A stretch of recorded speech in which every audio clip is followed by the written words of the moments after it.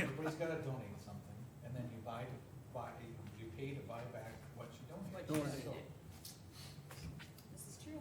there's a lot of profit in that. Yeah. Probably the only expense they had was printing off tickets. And the fake money that they used from your. I was saying, I don't think they had from you before. It's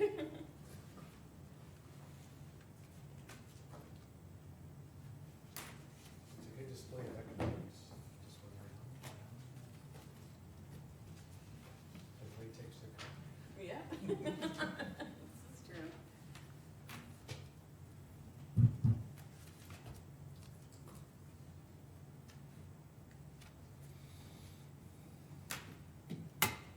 I was at a conference, 2 weeks ago, or something like that. This guy that was presenting, he had 6 kids, and he said, once I had that 6th one, I never really had to order anything at McDonald's, cause each kid had a flat tax. Up here, up there.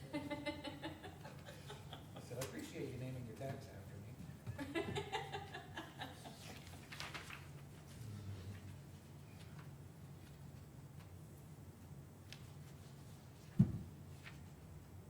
Six kids at McDonald's, that, I was at Subway sandwiches, They got money. and a lady would come in. Money from the feds already? Cause it's lunch hour, We get everyone's money from the feds already, about 8 deep. for the federal prison She and pulls thing? up her phone, texts Not yet. kids, what do Okay, you want? but we, I No, think they we don't. started building And them. she, Okay. no, she wouldn't change that. Next kid, and it was just like, Could they have that before you came in? yeah, it was like, but she did it live, standing in front of the counter, it's like, so. Ordering for 6 kids at McDonald's, that could be a challenge too. Yeah. 2 sometimes can be a chore. turn this thing down. What One do you can want? be. Oh, I don't know. Are you hungry? Yeah. There were What do you want? 4 Give kids. me, give me some food, no kidding. Biscuits left. Right? Yeah. I've been trying. Chicken or hamburger? Making biscuits, I make biscuits I had gravy a- for my old- breakfast all the time. Yeah. My oldest Grabbing boy biscuits. always ordered a cheeseburger. Everyone's out of biscuits. We couldn't talk to me enough. So, apparently she went shopping this morning, she said. Cheeseburger. She said there were only 2 left. All right. There were 4, but the 9 o'clock. stayed, so I bought them in 4. I'll call this meeting of the Mercer County Commission to order. Is there any additions to the agenda? Mr. Chairman and fellow board members, I have 2 and I'll just bring them up one at a time. Due to the information that we just received this morning, I would like to add a discussion on the moratorium. Do you wanna do that on our ordinance update? We That'd probably- certainly can, That'd probably be a good timing for it. okay? As long as we don't forget to What do you want discuss it. that to say?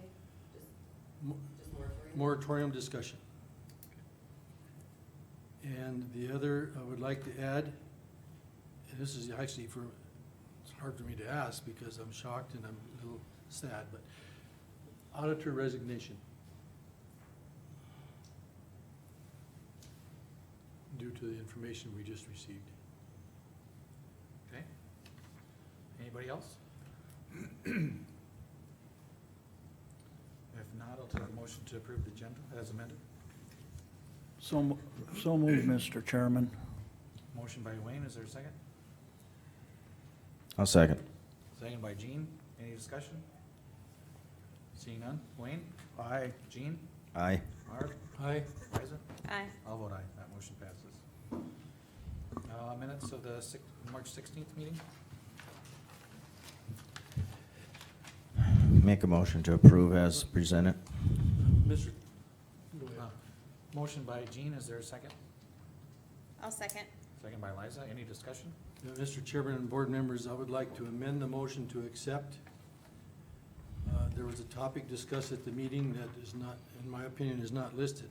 After the first paragraph, right before it says Wolf moved to approve agenda.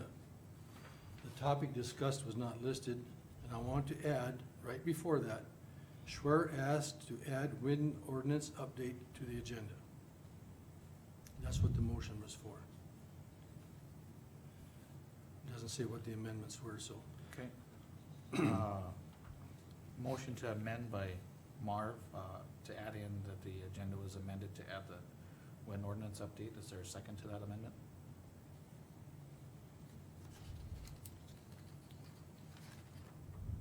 Is there a second to that? I'll second. Second by Jean. Any discussion on the amendment? Any discussion? Seeing none. Marv? Aye. Jean? Aye. Liza? Aye. Wayne? Oh, would I? I'll vote aye. That amendment passes. Any further discussion on the motion to accept the minutes as amended? Any discussion? Okay. Seeing none, I think it was Jean that moved, right? Yes. Aye. Liza? Aye. Marv? Aye. Wayne? Oh, would I?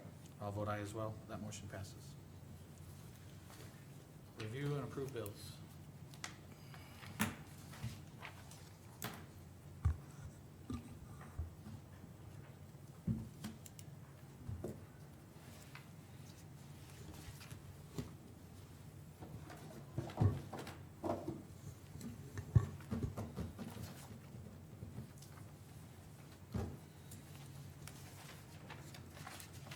I just want you guys all to recognize your brand-new base and electric ink pens. I'm using mine right now. Didn't even know what color. I was accused of extraordinary acquisition, in other words, theft, in acquiring these. It was done in a jokingly manner, but it was from Base Electric at one of their big meetings. Had to do with CO2 sequestering it. Yep.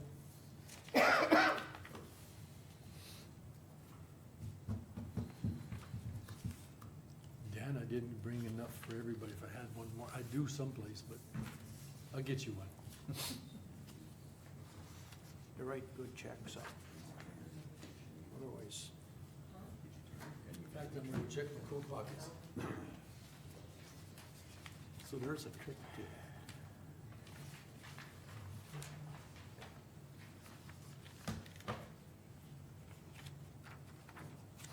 Write me an IOU, will you please? That's for transport van. Oh, Apparently. Yep. No issues, as far as I know. All right. All right. Glad you like the new home.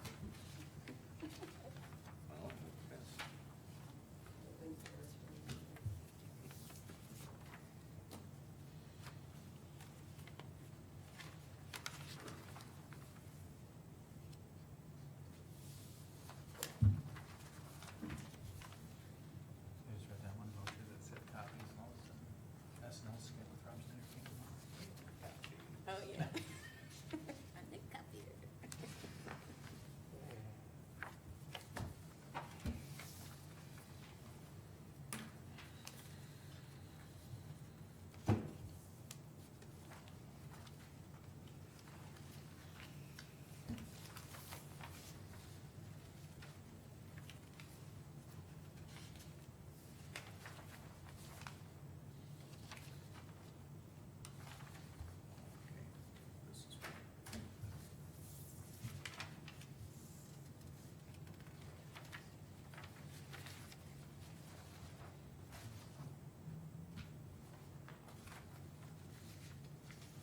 Second, let me see this. Just look at that. Shannon, I'm not trying to question anything except for, I'm gonna ask a question. The other two bills like this came, one was for the auditor and one was for the, somebody else. This one here just says general fund, but it has Cindy Zuger's name on it. Does this one actually get charged to the land use administrator? The account number on it. 1001, Yep, with the middle number. 41480. Yep, they get, that's for, like, we pay for the contract, but then if they go over their number of copies that they're allotted in each department, then they're responsible for that on their budget. So they haven't gone over that yet. Well, whatever, they must have been over the number of copies last month, because that's what they owe. Okay. So it's Like the per check. month? Yeah, Okay. like the treasurer's office is the same way, they go over their allotted copies, then it gets charged back to their budget. We pay for the initial contract of the general fund, copy machine budget, but then anything they use above and beyond So, maybe, comes out of their budget. clarify my understanding, the invoice, or the paper that they sign, I can't think of the word, The voucher. voucher has the 1,001, it doesn't have Cindy Zuger's number on it. Yeah, she has a 1,001, that middle number is her number. All right, thanks. Yeah.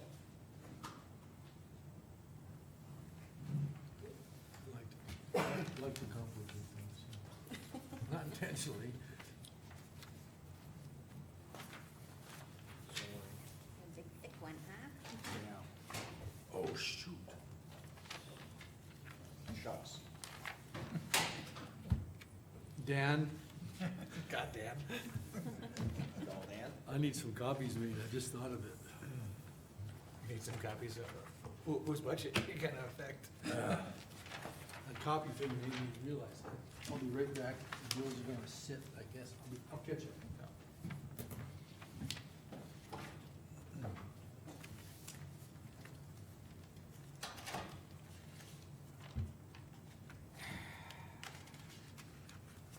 You can definitely tell he came out of a shop, right?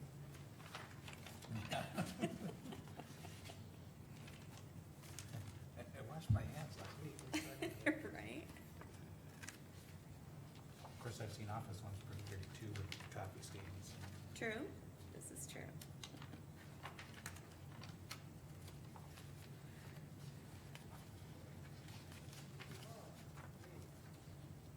Just so everybody is aware too, our state's attorney will not be here today. Didn't think so. Yep, Yep. out of pneumonia. Yeah. Oh, really? That's never good at any age. No, You're not chewing your nails yet, are you, Gene, waiting for me to get in there?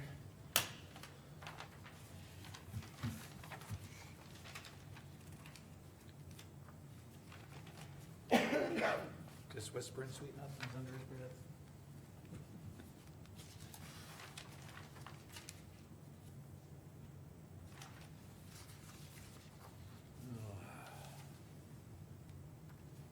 And a lot of Interesting. O-rings and seal flakes. Looks like. Maybe the dryness affects that too. Could be. Could be factored. Is that True. Couldn't craftsmanship of the actual Don't need it. units. Actually, it seems like somebody go to jail just.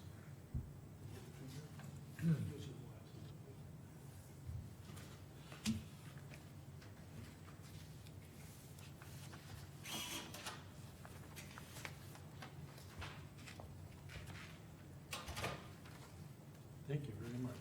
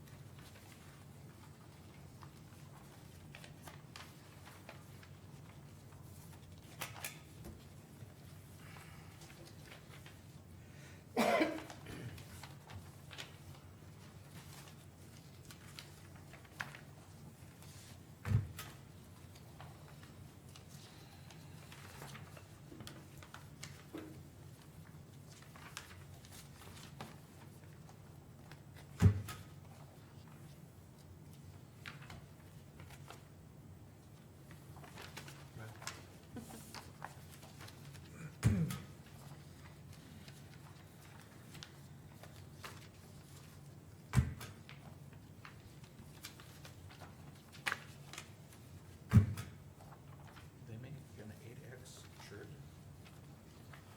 Apparently. Wow.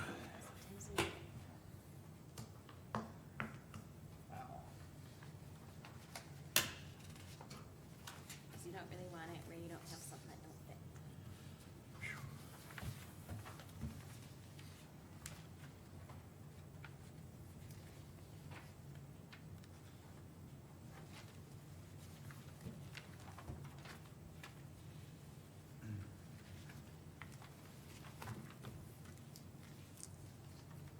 Sometimes it's not just the girth though too, sometimes it's the length, you don't want their bellies having little belly shirts somewhere. Right, well,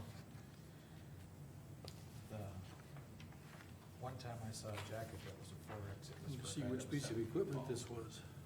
But he was not tiny Mhm. otherwise either. Reason being, it's at the landfill, I'm just wondering Yeah, how date a big portion of it loaders is where getting the- to be, cause it seems like we have a lot of miscellaneous bills on it. And those things kind of run small anyway, This says, but still, I know 8X sounds ginormous. This one looks like they pulled off from underneath the machine. well, it happens, you've been there. Zero. This is just yearly maintenance, so that's not a big deal. Saw a meme the other day and showed the size of my shirt and it said US XL and then it said Japan. You got a thick one there? Right? You gotta read that.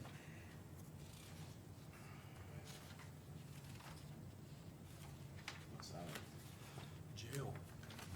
The one that jumps out at me is shower cartridges.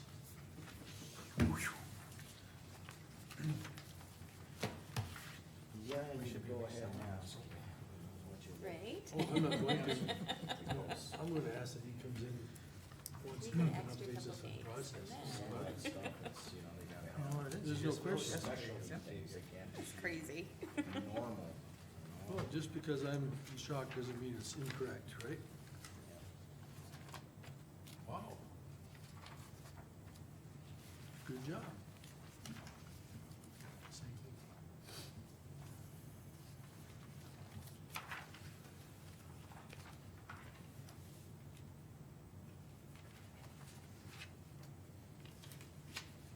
They have to charge you a certain amount, so give us that price, this has to. Right? It's just. Oy, oy, oy. I mean, I'm not complaining, I'm just saying. Mm.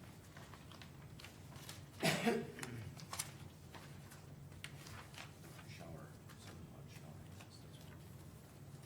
Who has the sheriff's portfolio? Is it Jean? Jean? Okay. I think anyway, unless that changed. But Liza might have the answers. That's a question for you. Perhaps, what do you need to know? There's room in jail. There is. Hey, I don't find any humor in that one. What's your question, Marvin? For the next meeting, I want to add to the agenda, update on. I walked through it many a times when we were building, so. Oh, yeah, I'll give one today in my portfolio. That's about the only update I have. I have one So for put the special rebar in that Auditor, one. but I don't have the auditor portfolio.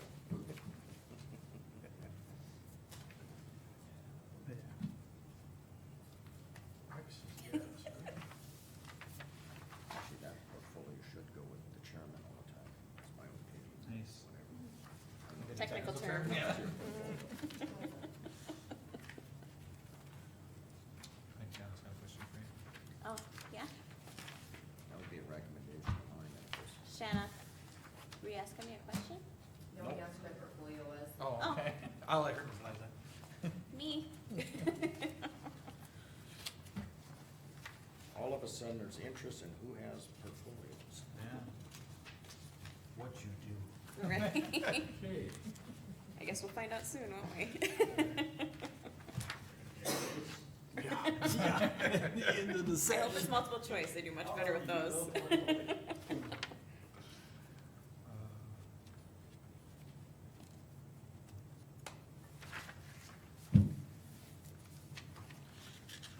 Mine's on vacation, so that does count. Don't get him involved, right? Did we, till Bessie know, let bids on this bridge? That was something that we haven't even, I don't think is in the works of Pieces of metal. the one south It is. of 48. That's not even Where are announced we? or anything yet, is it? No, we're still gonna do work on it. But I don't think it's gonna be a bid letting process, I think it's just gonna be a. Was that for the contraction? That's what we've got. Uh, There's a lot of units. I believe it's gonna be, I'm like, I it's can't like answer, I interesting was at a meeting contraption 2 then. weeks ago, I can't remember exact what we, what was I don't talking remember about. either, But it's but I don't gonna, think- it's gonna possibly be a bit, because there was concern about water flowing. and everything. Okay, but we haven't done. So we haven't done anything on it, No. okay? That's my question. That'll come up on my road report too. Oh, I forgot something else on the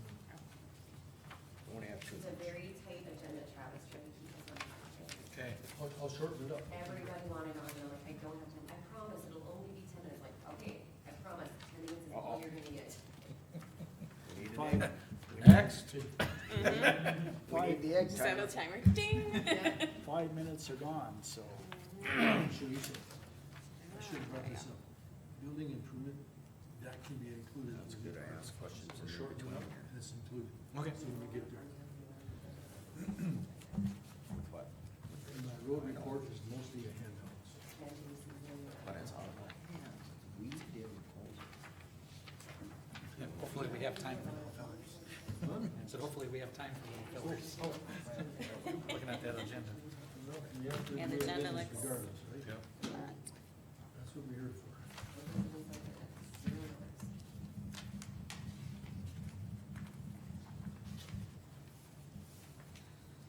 I need a I don't know how to technical respond. description on this, and you're a mechanical engineer. The contraption for Yeah, bucket, please define contraption. Right? that's what we were talking about. Gene would know what that is, because that's what we do on a farm, right? Right. He said, of course, it's that thing that goes like this. You know, the thing that hooks up to the whatchamacallit, you It has, it's got that wire tied onto it, you know. know, the twine. What were you throwing me under the bus for? That No, last we're bill, lifting you we up. said you would know the description of contraption. Read the voucher. Expanded metal? No, no. Oh. No.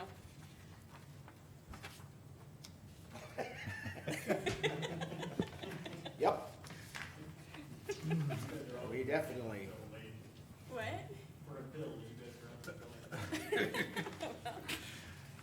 The description is something special. It's the little things. Yeah. We got a long It's- agenda today, so we gotta keep I things wanna going. hold this one. that's, a device that's attached with a, whatchamacallit. I think about. Oh, We yeah. got gadgets and gadgets. Okay. Fellow board members, Throw a little mermaid in there. this bill from Interstate Engineering, I wanna hold, not because of the amounts, but he defined the bridges by a number. And it doesn't tell me, you know, Bridge 29-134-20. Who knows what that is? I'm gonna ask him to define Which one is which which? bridges. It's one of them bridges. It's the one down south. There's Down three, south. there's several bills here And the for other one up bridges, north. 1, 2, Yeah, two of them. down south of I Bill. want him to define which bridge. Late in front of Travis. That's what the chairman. other $18,000 bill was. Yeah.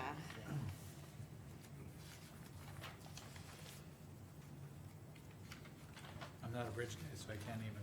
So it is kind of an The examination. map that we were gonna get, Bridge updated, I numbers. haven't received yet, and I was there a couple of weeks ago, and I got all those numbers, but I don't have them with me in reference to what the bridges are.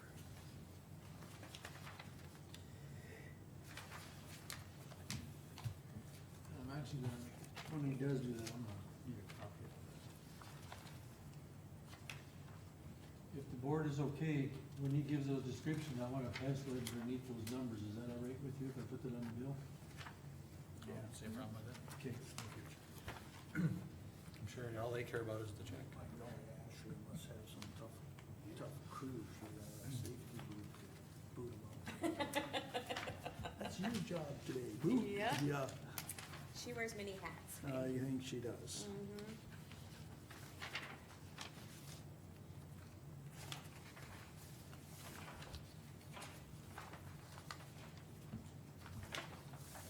Morning, Cindy. Just always have to be careful when I'm on.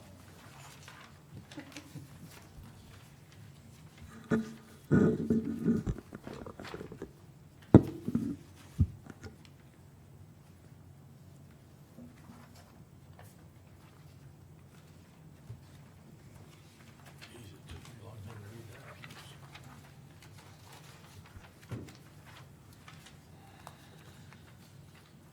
Most people wouldn't know who that was. I do now. You gotta have a nickname to be an Morning again. economic Good morning. developer in this county. I have to look up the name. I think I talked to her Contra this means. morning. No? Yeah. Oh, well, good morning. Well, good morning. Meeting, you know? And in what language?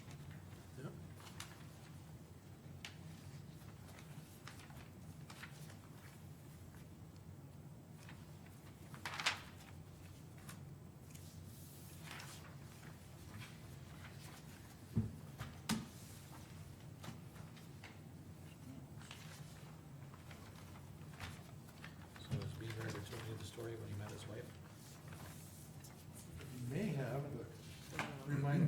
So, he goes by Beaver, and so he meets his wife or whatever, and Beaver can't be first. Goes, he goes, I don't know if I feel comfortable calling you that. She goes, well, what's your first name? He goes, Ben. He goes, I'll call you Beaver.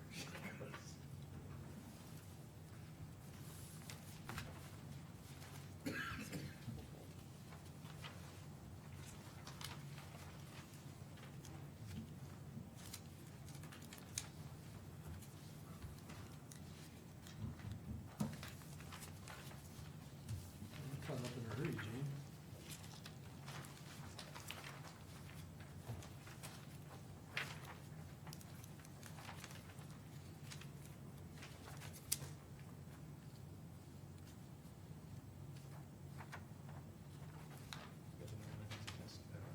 Tree stump at landfill. The county, Do ya? It might come up with our county road deal if you wanna hold I it. I never was had told to have about that that, yesterday. cause like, I can't notarize my own stuff, so there's And no they can do that. purpose. Landfill is an enterprise fund, it's supposed to be self-supporting.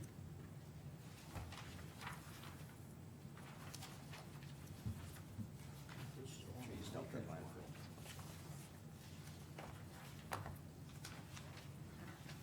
I wrote it down on a note here. I don't know if that's the best one, for sure, but.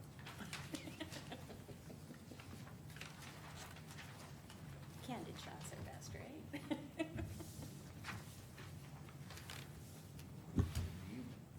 Self-explanatory.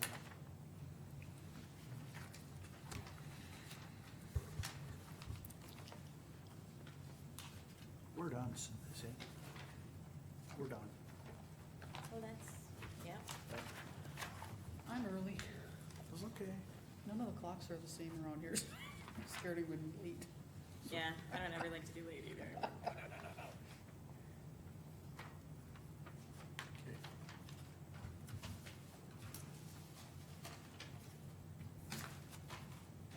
Looks like it's getting down to you and me, Gene.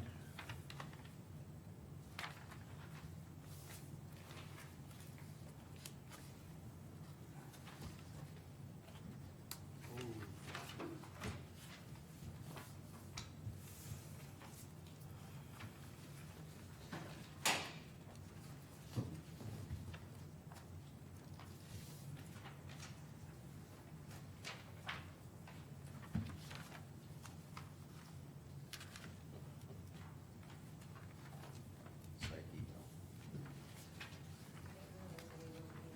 It's darn right across here, huh? Liza's already done, she's good. Oh, she is. For a psych eval, started laughing about it. He said, start down there, go this way. You have to have it for a peace officer's license. That's why I said, you're good to go. I am, You're bona fide. or I was a few years ago anyway, so. I'm not crazy, I can test it. Right? Probably would be happy with my results. Makes me think of Sheldon Cooper and the thing. What was the name of that show? What show, the Big Bang Theory, or the? Was it Big Bang Theory? Who was in that? I was just gonna say Sheldon Cooper, says, I'm not crazy, my mom had me tested. Well, there was a show that was a real popular show a few years ago, and he kept saying, I'm bona fide.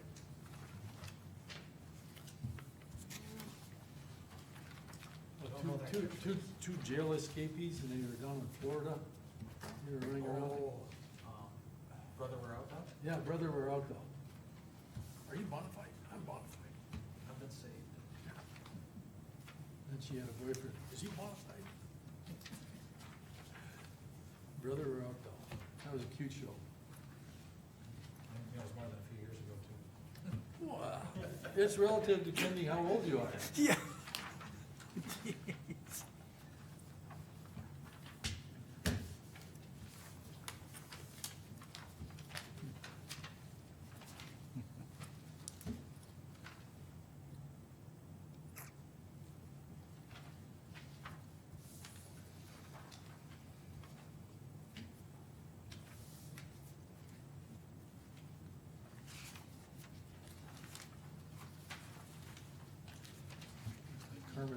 really busy this month. Or she probably always is, but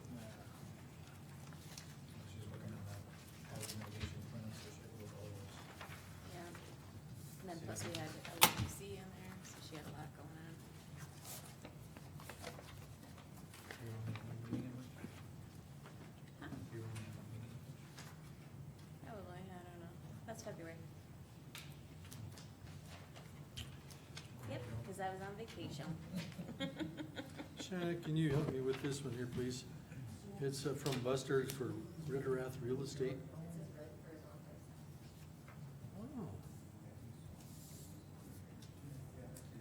I thought he was in the Hazen. As the HCD director, he is. Is that superintendent of schools, he probably has a different. As a Right. superintendent of schools, yeah, he's been there for years. Let's pay that. I don't know if that might be quarterly or how much is it? $675. Yeah, I think it's quarterly. I say, yeah, we don't see that one every month like we do.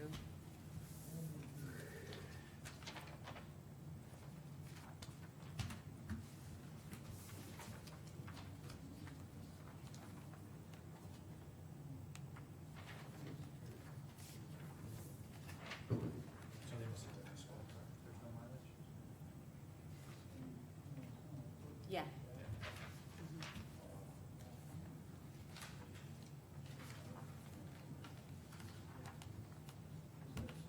I thought this went through already.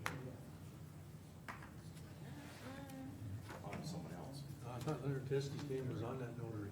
when it went through. There's the notary renewal and then there's a bond. Yeah. You have Yep. to- So they're two separate. Already on the bond. Thank you.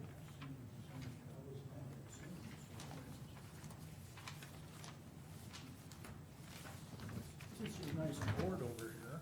Yeah, what you got going on? He's old. Oh, yeah, you weren't there, you would have caught. Is this the area that he finally put that home in? I think so. Maybe somebody should take a seat. I don't know. They will, Everybody's if got you it want to. here, but Yeah. Well, but I think that's, it's up in this Holy area. cow, this area, not in, it must be agriculture piece here, so. Well, and see, like his description is, 3 months. it's up on the top. Tyler. Haley. Cause I asked, I don't even know, okay. Aaron Hummert why he did it government lot when none of the rest are like that. So I just turned a bunch of in and told Glenn from the way if they're. But it's up here. I think Ken, did you ask Ken? Yeah, that's where he kinda thought it was. Yeah, it's gonna be up in here closer, I think. And then somehow he's You gonna know, do electronic, this no or what? paper. And this Leland's whole farm now in there. Well, I think he wants that, that's why Ken wanted this on here, Travis, say it He's again. gonna look over at this. Is this his? I heard you. The world you want to Making that. Well, you want- This would be the section line. Oh, then this must be where, well, I guess I don't, you'd have to ask Ken which section line, then what's this? Super great. Well, it might be over here then. I can Move give a on. tutorial. So do you wanna wait to do a motion on the bills until the road? Sure. We can do it then. I would say so. I know they can, like here, why I have this on here. Oh, yeah. Joe, Oh, here, Eric. Ken, we have a section question on line. interstates, Bill. Is- We just wanna know which bridge is which number. Because he's concerned about that. Okay. Okay. We have it, we always have this. on. Yeah. Come on, you don't have them all memorized? He has to Yeah, do we'll ask him then. personal Okay. check for his own room. Okay. Blah, blah, and if he wants to, So- through the section line, he has to ask. Cindy and Wayne, you wanna share with the rest of the class? No, we're busy. county business, come on. Sorry. What do you mean you're through the bill?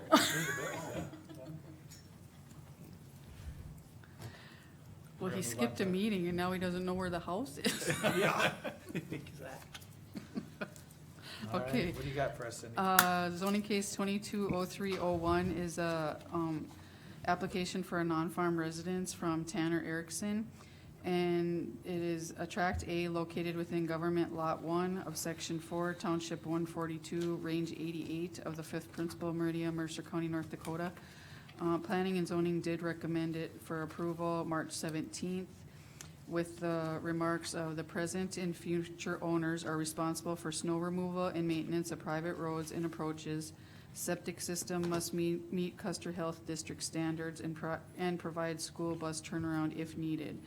Approach approval from the highway superintendent, and county makes no assurances as the passability of the unimproved section line leading to the residence. Landowner will be responsible for the expense of the future improvements of the section line, subject to prior approval of the county. And if you noticed under my, on my stuff on the agenda, there is a issue with that, section line road, so Ken wanted me to put that on here. And I don't think Tanner couldn't make it today, couldn't get off of work. So, I don't know if you wanna talk to Ken before you make a motion, or, I guess you said it's an unimproved road, so is it just a two-track trail, or? Yeah, for now. Yeah,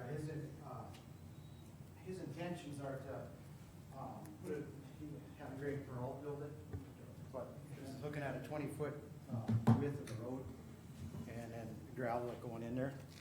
I think he says it's like 200 yards from the section line, that north-south stretch of our maintained road that used to go to, well, it goes down to his grandpa's, to Leland's, Erickson's, where he used to have his hired hand stay down there, 63rd Avenue Southwest. The section line is on 18th Street Southwest. But that's what he wants, would like to get permission to build on there with 20-foot top. And then, you know, cause he only has 66 feet to work within on that section line, so he would have, 23 feet on the north side, and then 23 on the south in the ditch, and then 20 feet for the road top. So he would, go ahead, I'm sorry, I thought you were. Well, went down there last week to look at it, a couple weeks ago to look at it. You know, he has to get this approved before he gets the approach going in there. But the concern I see on this is that on the north side, there's some cropland, I think it's Ron Gunch's. And, there's a high spot there, I think it's gonna fill in with snow on it. But, I mean, that goes with going in top of the section line. It's gonna dead end right after that, where he's, you know, to the west. So That's not the county's responsibility to take care of that for snow removal or anything. No. That would be Tanner's, right? It's like we did with Steve Foles and Dan Green down there, I mean, Yeah. and there's been quite a few others, yeah. So that's why that's on. the Right, improvement, and it's in there, and it's in our road policy declaration too, that county has no, Requesting of the board right, to that improve section it, line. yep. so the improvements of the road are gonna be at his cost per your recommendation. Well, You told him a 20-foot top, didn't you? I didn't tell him anything. Okay, You that's know, what I wanted to The county, clarify. you know, should be 24-foot top if it was, and you know, the county Okay. the commissioners have the right to accept it as a county road They do, but. for public, you know, like, I mean, like County 25 or Well, whatever, it's up to them. it'd be for public travel, but when you have issues like this, it's a dead-end deal. Right. So who in the public goes down a dead-end section line? It's a no-brainer. Yeah. School bus. So, yeah. well, yeah, Yeah, but that's that's where about I it. turn. Turnaround. And Well, the school bus turnaround would be in their yard, and if Yeah. it's, the Right. conditions aren't right, they would have to go out to that 63rd. Which Is is our what Lake maintained Greens or road. anybody else has to do. Right, yeah. But we're talking about improving a section line, He's improving it. correct? He's Yeah. gonna. Okay. But he has to have the blessing of this board to do so. I understand that. Okay. A section line, though, that's still a public road. Section lines are public. They are, true. Yeah. I mean, I mean, And if he wants to improve a public road, so be it, as long as he understands it's a public road, it's not a private road. He can't Right. improve this section line and then say, well, I paid for it, I can block it off or Right. do whatever. right, right. It's all. But yet, then, of course, you said something about improvements and, but as far as, snow removal, maintaining it, wouldn't that be the county's responsibility? Well, it's written in, We don't maintain or we don't do snow removal maintenance on section line roads, do we? I mean, there's right, some that are on your that map. kind of But grandfather in, I guess, but, whatever's been designated for that is on the Right. map already. see, like, when we do our township road described, put it certification in miles, here. this road wouldn't be on there. right, It's not a, maintained county road. So we don't get no money for it like we do with those certification miles that we put down. So you would consider it a minimum maintenance. Right, yeah.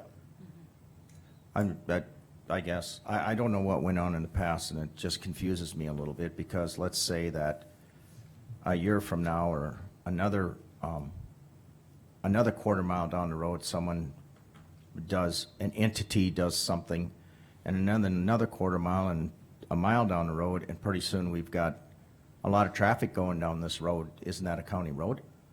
It still would be considered, but every time they want to do that, if it's in a different company or a different individual, they would still have to come in front of the commissioners to continue on. I get that, but at what point would it be a county road that we have to maintain? Never? Well, I would say in this thing, if it would actually go over to, I think it's Howard Winkler that lives over there.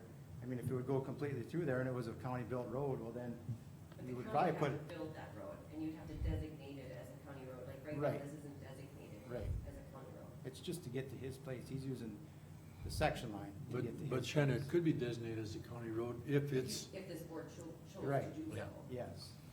Yep. This board has that discretion on which roads are designated county roads and which ones aren't. Correct. But then it would have to be built to county specs. Right. Exactly. And Yep. that would be on the county to do so. County's Right. The county's expense. budget would have to cover And it says that. right in there, residents of Mercer County are, the cost of road construction needed for rural development, including commercial, industrial, residential use, are to be the responsibility of the applicable company, individual, or developer. And Cindy has that in her deal too with that zoning case. I mean, it's like me building similar off to road. that. That's kind of what I'm getting at, I know you're doing a good job too. because, Yeah, right there. Yep, it's in there. Okay. I mean, I'm not gonna, would differ with past practice, but I'm just saying, I see it as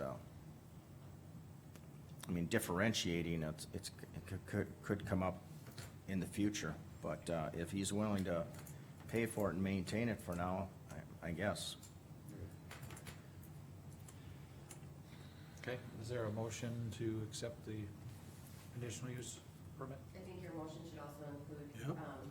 giving him the authorization to improve the section line. Right. Right? Yep. At his cost. And just cost, we'll work on that. Yep. Isn't that part of the permit? No, well, everybody has to come in for section line Right. improvement from the board for, Okay, then I'm gonna be kind of a stinker here, so then what's the permit for?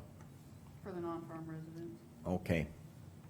Want that I clear? don't do road permits. Nope, I just want for clarification here, because we're basically talking two items here then, at one time, correct? It's under Mark. Okay, thank you.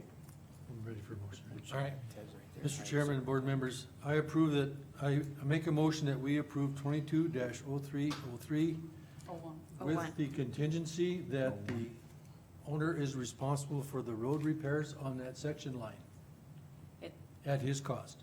it should be 220301. What did I say? 0303. I think there should be two separate motions myself. Okay, there's a motion by Marv I'm to, just- I'm gonna withdraw my motion. okay, Oh, It's a really good suggestion. okay. I'm gonna make a different motion? I'm gonna make two motions. First one, I move that we, no, I don't know how to say it, Gene, you go ahead. I make a motion to approve conditional use permit number 22-03-01. Okay. Motion by Gene to approve the conditional use, for 220301. Is there a second? Second. Second by Wayne. Any discussion? Any discussion? Seeing none. Gene? Aye. Wayne? Aye. Liza? Aye. Marv? Aye. I'll vote aye. That motion passes. And now make a motion that he, to allow. okay, to allow, improve the section line. yes, I make a motion to allow Tanner Erickson to improve section line. Is there a number for it? Yeah. It's section Section line 4. to his residence. Yeah. Section line along, I would say probably 18th Street Southwest. There we go.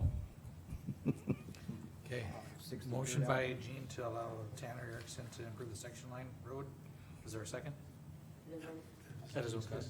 Yeah. Yeah, at his expense. And that he will, I guess, maintain it also? Right. Okay. Improve and maintain, we'll wait till Shannon writes it all down. Clear as mud.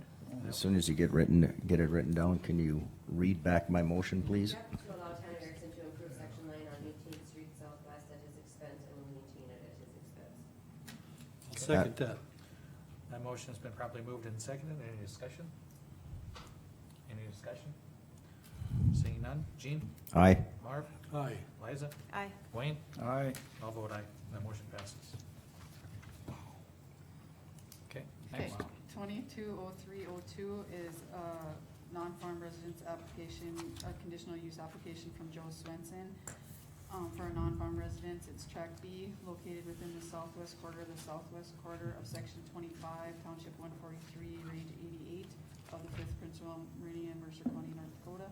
And the Planning and Zoning Commission recommended approval for that one on March 17th also with those same remarks. But there's no issue with any, Road, Any section lines? Okay. right, because he's right off a highway.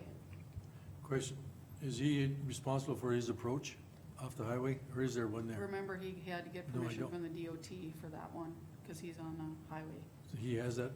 I didn't recall that, so, Yep. sorry. Thank you. I wanted it on record. Okay. Commission's wishes on 220302? I so move that we approve 220302 for Joe Swenson. A second. Motion by Marv, seconded by Jean. Any discussion?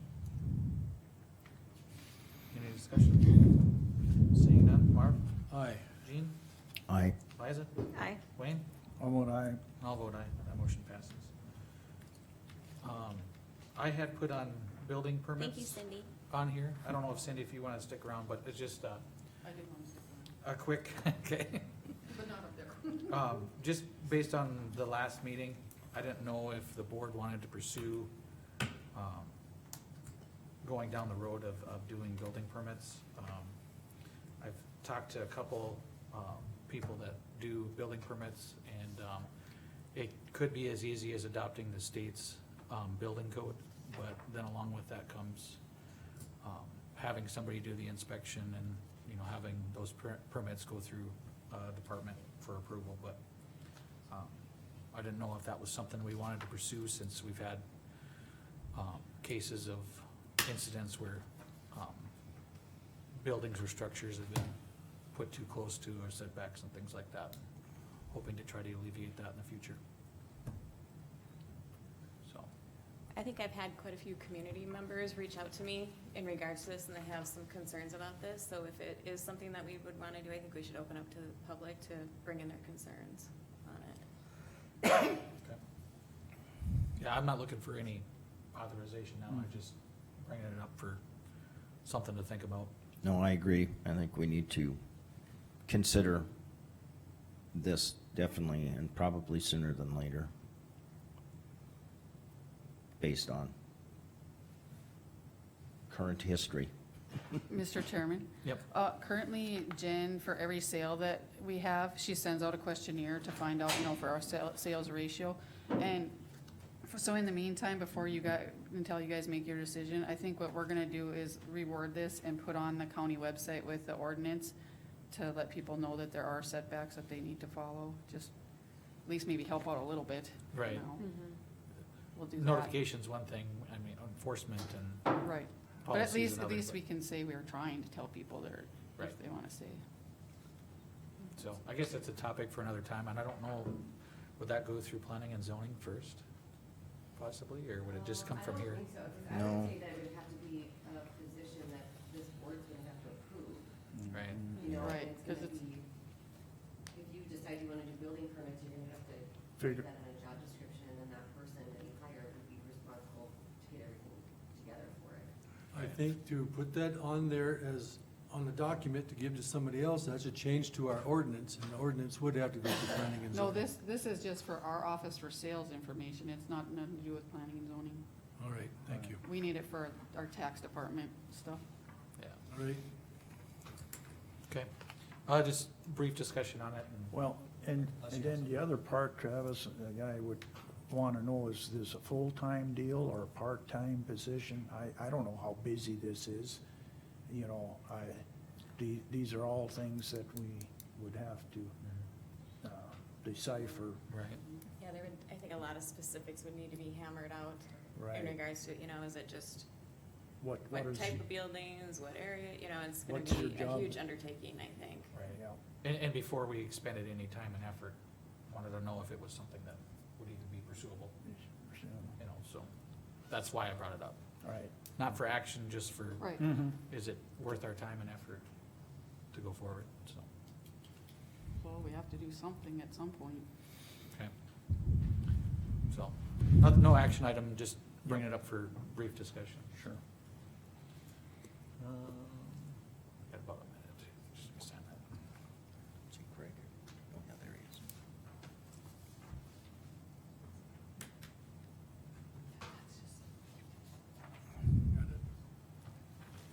If we got a quick minute here before I bring Craig up, Charlie, I see you're here.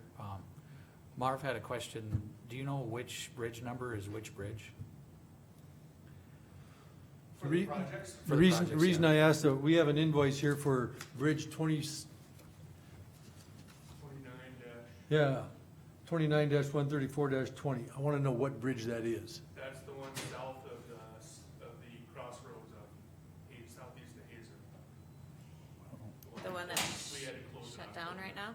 Yeah. Weil, no, Bob Wile's bridge area, We had to close it off. What's the name of the place? Bob Weil.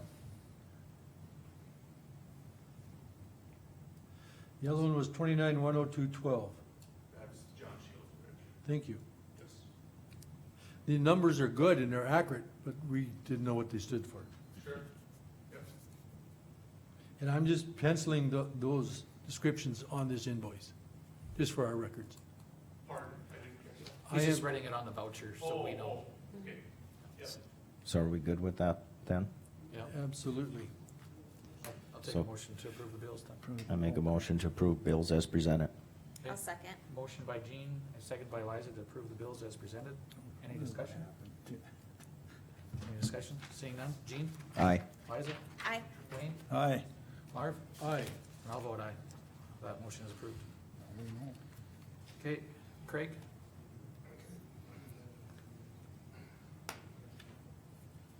That was done very expeditious. All right, I'm just here to give you my quarterly update. I guess I'll start off by saying that current conditions in the county right now are not very good. As much as I hate to be pessimistic, 2022 is looking like it's going to be just as difficult or more difficult than 2021. Some things that I think you as the Board of Commissioners should be aware of, you probably have heard of this avian influenza or bird flu. There is, to my knowledge, no positive cases in Mercer County, but there is 5 positive cases in the state of North Dakota right now and 1 in Burley County. So, I've been in contact with Carmen Reed, but if there was a positive case in Mercer County, Extension would be required to do notification and surveillance of the premises. So the premises that had a positive case, there'd be no questions asked. The Department of, the vet's office or the North Dakota Department of Board of Health would come in, and those birds would have to be depopulated. No questions asked, and then everything within 6-mile radius of that area, if anybody had any poultry or any type of wild birds or anything like that on their premises, that have to be under surveillance for, I'm not quite sure, but I think it's at least 10 days. So that may get to be a touchy situation on some of these things, so depending on how well the owners of these birds are willing to cooperate or not cooperate, that may require services from the local police department and things like that, that the commissioners need to be aware of. So, You said a 6-mile radius, does that include like pheasants? yes, this includes any, from what I read and what I've been told, that it includes anything. Peacocks, who knows what's out there. I mean, who knows what people have? And that's not just commercial, that's considered pets too. You have to monitor like the wild pheasants too then. Well, Now, the wild part of it has to be documented, and that is determined to the North Dakota Game and Fish on what they would do for that. All right. But we would have to worry about anything that would be considered a pet, or a commercial operation. Thank you.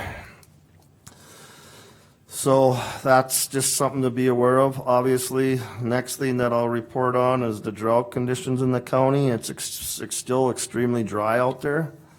Right now, the county is rated as a D1 rating on the drought monitor for the county, which probably is unfortunately going to be probably increased here in the next couple of weeks if we don't get any significant amount of moisture, which would probably require at least 1.5 inches of moisture, in my opinion, in the next 2 to 3 weeks before we would actually drop a rating. Otherwise, we're probably going to go into a D2 status.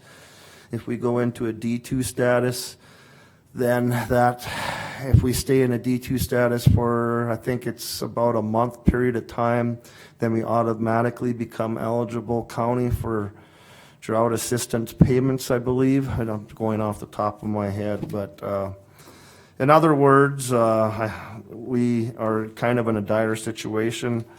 We are going to need significant rain by June 1st for our ranchers. Otherwise, they're going to have to be making some pretty tough decisions. Some of them have already made those tough decisions, but based on my assessments and stuff like that, our stocking rates of our pastures in the county are already at about a 35 to 40% loss already as we sit here today.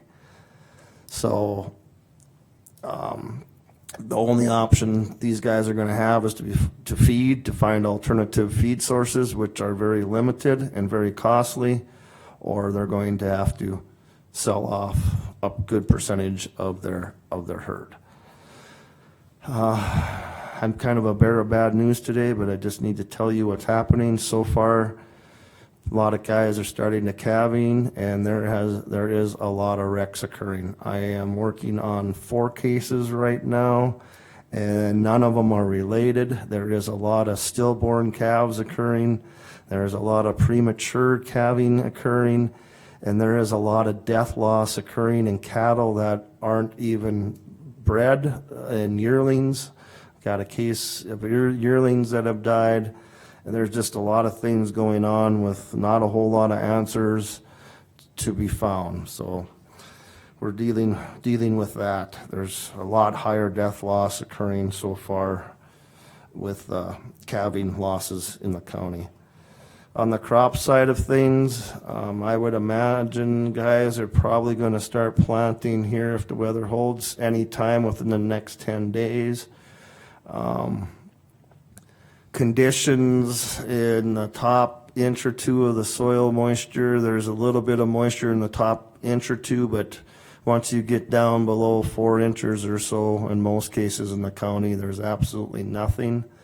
So, and right, wrong, or otherwise, with all the things that are occurring in the world right now, Ukraine, and still dealing with COVID effects and things like that, the resources such as fertilizer and chemicals are short or non-existent, and if you can find them, the costs are at least doubled to tripled compared to last year. So it's not going to be cheap to put in the crop this year. As far as the actual office goes, our part-time secretary moved to a different job on March 11th, so we are in the process of accepting applications now until April 13th. So far, there hasn't been a whole lot of interest. I think we've had 2 applicants. I guess that's better than none, but so far we've had about 2 applicants, so hopefully we can get a few more so we can do our screening process after April 13th. And then the last thing, it's probably something for discussion at a later time, but the board I would ask the board to consider the ability for our county office to pay for funds With COVID and all these different things, direct billings at hotels is almost impossible. Trying to order things online without the use of a credit card is almost impossible. So it's getting very difficult to get the supplies and services and things that we need to do in our office setting without having basically some type of credit system in place. So just something that's probably gonna need to be addressed here down the road. So that's kind of what's occurring right now as far as the agricultural sector goes for the county for my update this spring. If anybody has any questions, I can sure entertain them right now.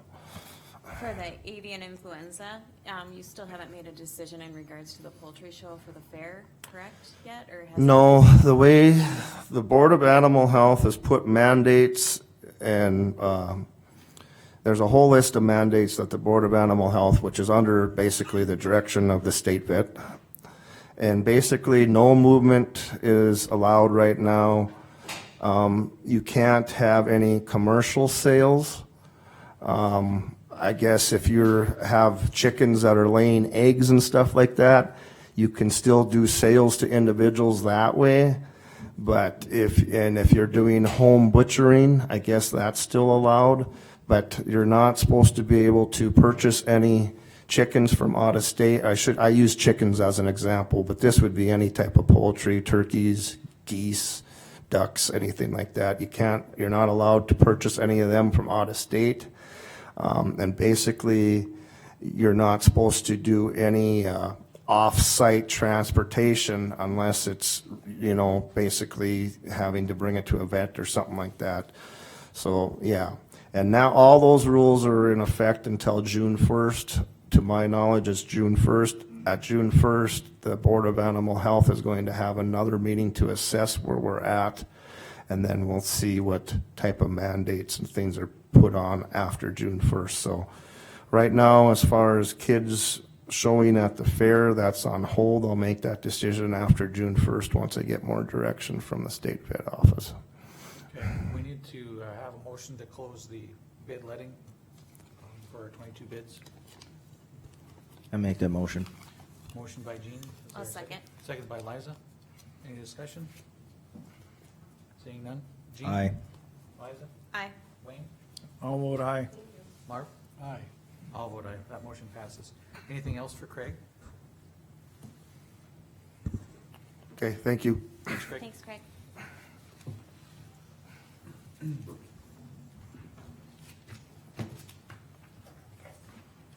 We'll turn it over to Shanna to open bids for, Okay, does everybody have their packet back and sent over?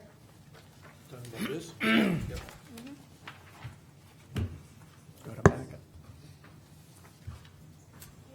Did you send this, Ken? Well, Yeah, Rachel had sent it Good over. job, thank you. I'll let her know. I used to write it down on this paper.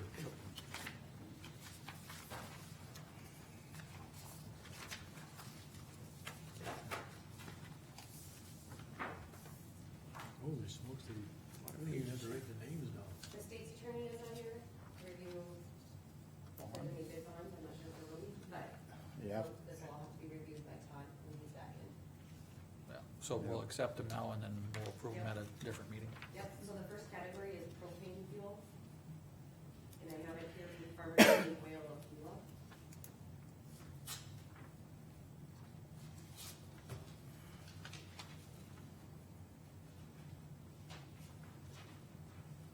And it's $1.70 a gallon, all the way down, for all of the.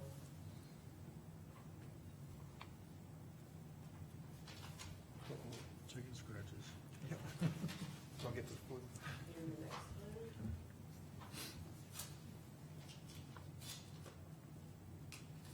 What was it last year? 98 cents? $1.04. A lot less. $1.04. The second one is from Federal Oil. And it's $1.785.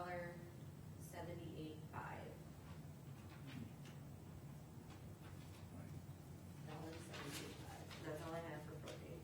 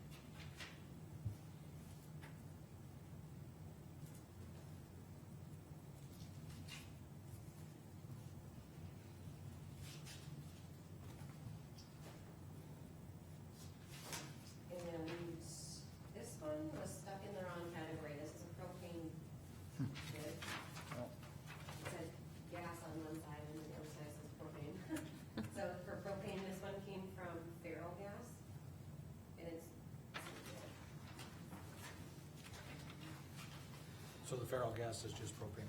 Yep. The next category is oil and grease. Beaver oil.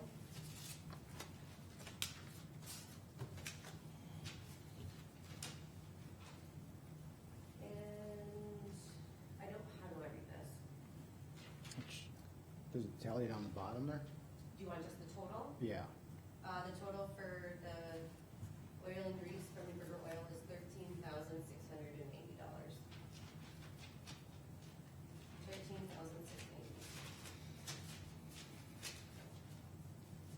That's for these quantities? Yes. That's on the sheet? Yep. Okay, okay. And the landfill is also in on that too, as part of it. And then there's one from, Fitter Oil.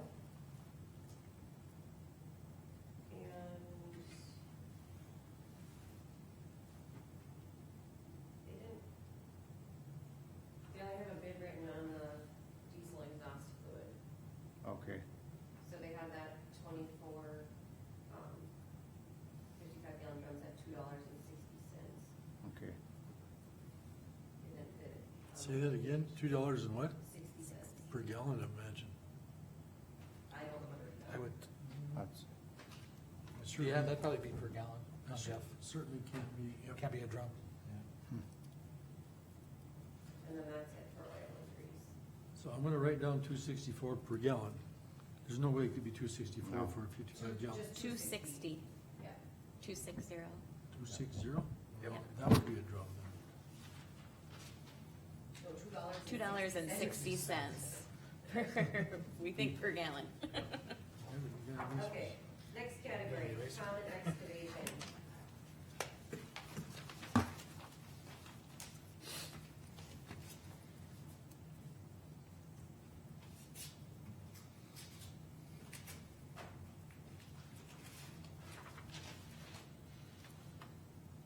And they do have their contract license attached.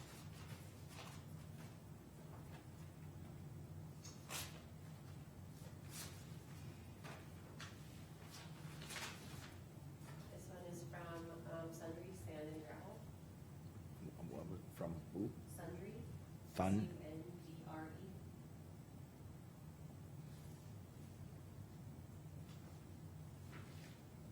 Okay, so price per ton with jaw type crusher, $5.25. You guys following me on the sheet? Not yet. that would be No. underneath gravel and crushing. They must have it under Sundry's gravel and crushing, it should be. And then there's. Looks like you're on the Yeah, X. it's common, Yeah, let's just put the head into, gravel and crushing probably. yeah.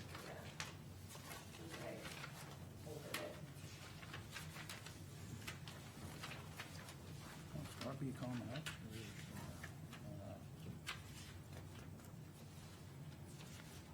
Okay, sure to that. So that's on this What one? was Fourth to the Gravel last. crushing and crushed, right? Yep. There, found it. So Okay, somebody, so Scoria, $5.25 per ton, 525. One more time, please. $5.25. Thank you. Price per ton with jaw type crusher, $5.25 per ton. Price per ton without jaw type crusher, $5.15 per ton. Stripping, 2.6 feet to 3 feet is 15 cents per ton. 3.1 to 3.5 feet, 20 cents per ton. And 3.6 to 4 feet is 25 cents per ton.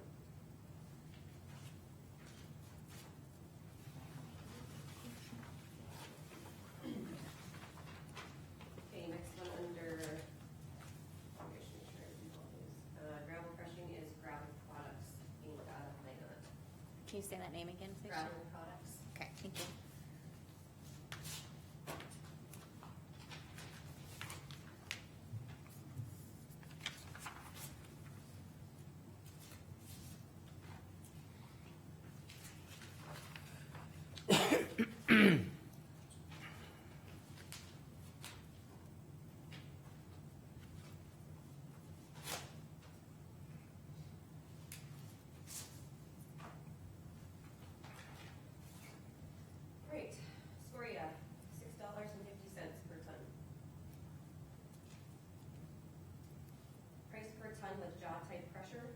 $6.50. Without jaw type pressure, $6.25. And then the stripping, 2.6 to 3 feet is 20 cents. 3.1 to 3.5 feet is 25 cents. And 3.6 to 4 feet is 30 cents.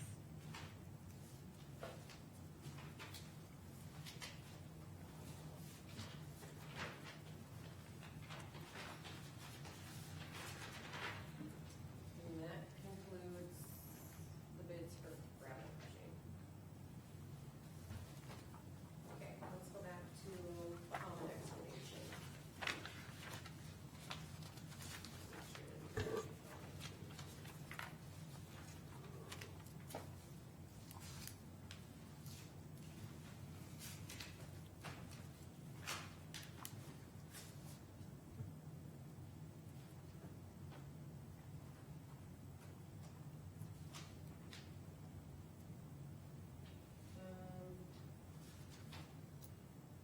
First one is from Hanson's Excavating. And he's just got a lot of stuff. Yeah, with the common excavation, that's if we need like, side dumps for hauling gravel or, excavator. And then we take these from the pool since they did put a county bid in. And then what they quote is what they can charge us. And oftentimes it's whoever you can get a hold of if we do need them. So it's, I guess they just throw their name in the hat, and then, I mean, if we can get a hold of them, or if they have time to do something that we need, then that's their prices for the year. So we just accept them. A lot of. Yeah, like for backhoe So it's just so or, that we know what they're actually gonna charge us when Right. we get a hold of them. yes, Yeah. yep. Okay. And I guess if you wanna, have Rachel scan copies, and if any commissioner actually wants to see. this Right, she can email them or whatever. Email it to them, yeah. They also put in a bid for rental equipment, and that's another list of all of their Mhm. equipment. So if you wanna just add Hanson's, excavating to rental equipment, that will be something you break prices on either. Where are they from? They are from Mille Lacs. Have you used them very often? Not yet, no. I haven't. No. Those are in the bin, but. And then the second company that has, common excavation is Bronco Brothers out of Dickinson.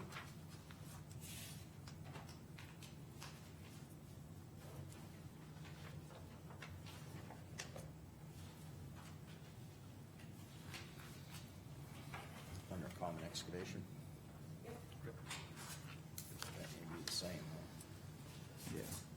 Yeah. I would Quite a list. got their name on and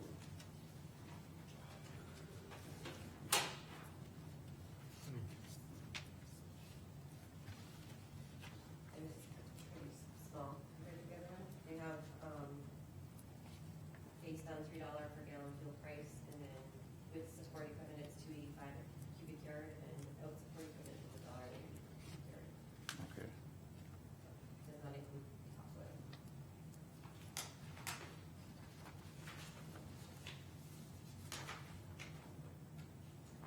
All right, next big category, rental of equipment.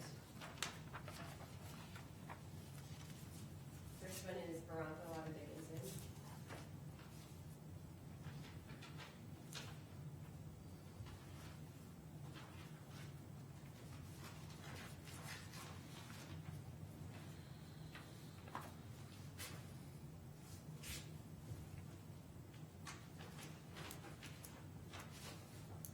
And there also is several pages of rates for different equipment. Dozers, Same as tractors. that common excavating. Yeah. The next company is Tim Schwartz Pride Contracting.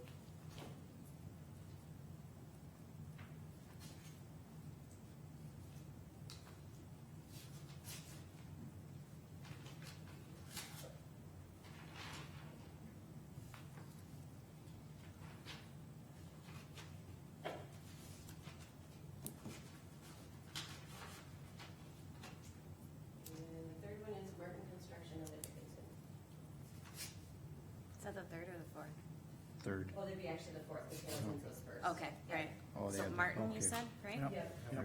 I just wanted to make sure I had the right The number. Shores didn't have their boundary, or the contractor's certificate in there. The Oh. rest of them count. I don't know if that's. Yeah, I'll have to check with state attorney, I think they're supposed to have, I think so.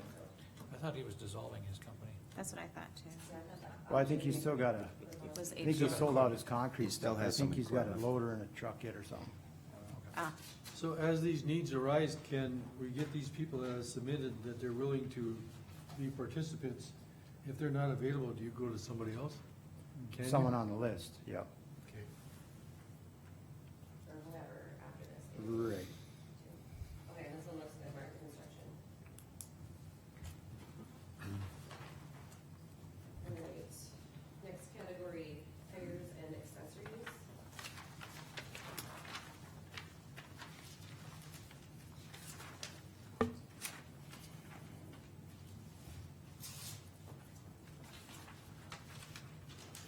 This is a bid from Lake Night Tire.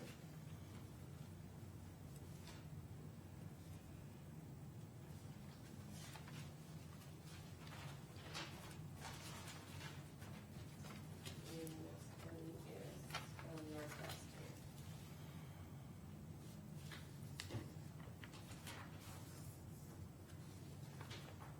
Northwest Tire, is that out of Minot? Northwest Tire, Bismarck.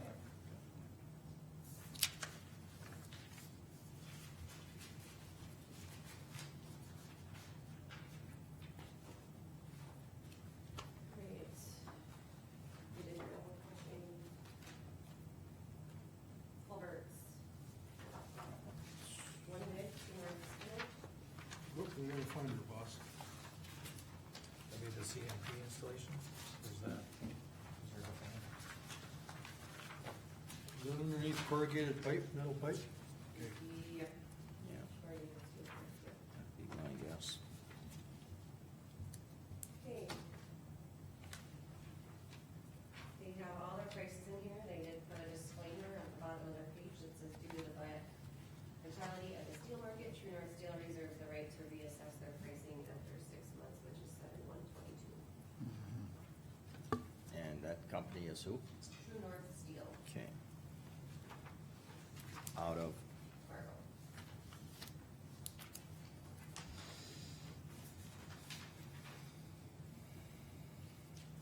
That was only bid for culverts. And lawn care, there's one bid.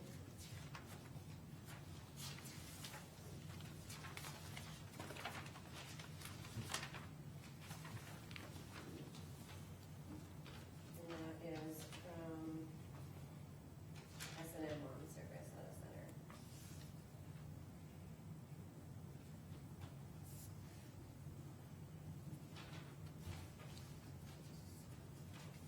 I'm gonna hand the packet over to Ken, but it's viewable by any of you at any time if it's, that's, you know, okay.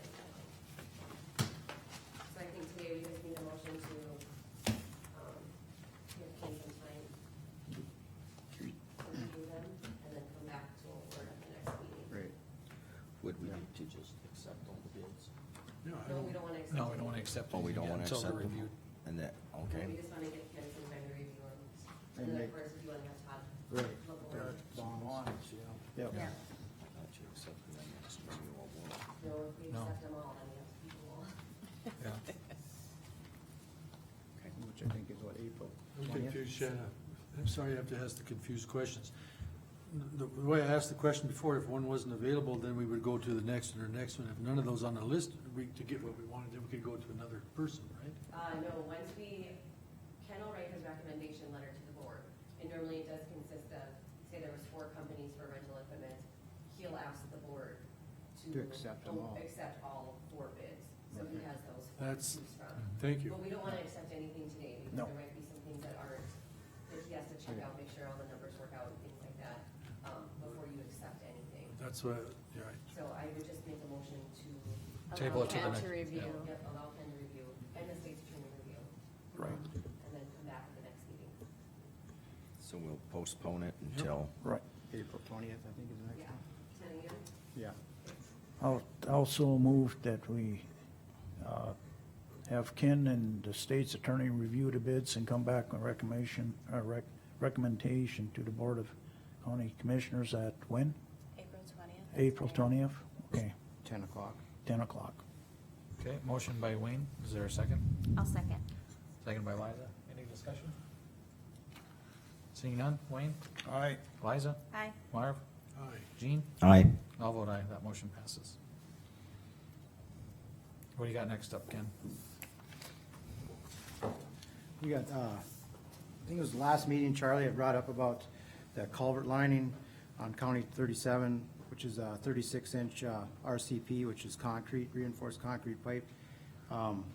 We got a bid from Subsurface. They're actually out of Moorhead, but they have an office in Bismarck too. For the one, which is the east side one, there's two culverts there, is for a complete relining of it, it's $36,200. And then the one to the east of it, or no, the west was the newer pipe. The west is the newer pipe. That one needs some joint repairs.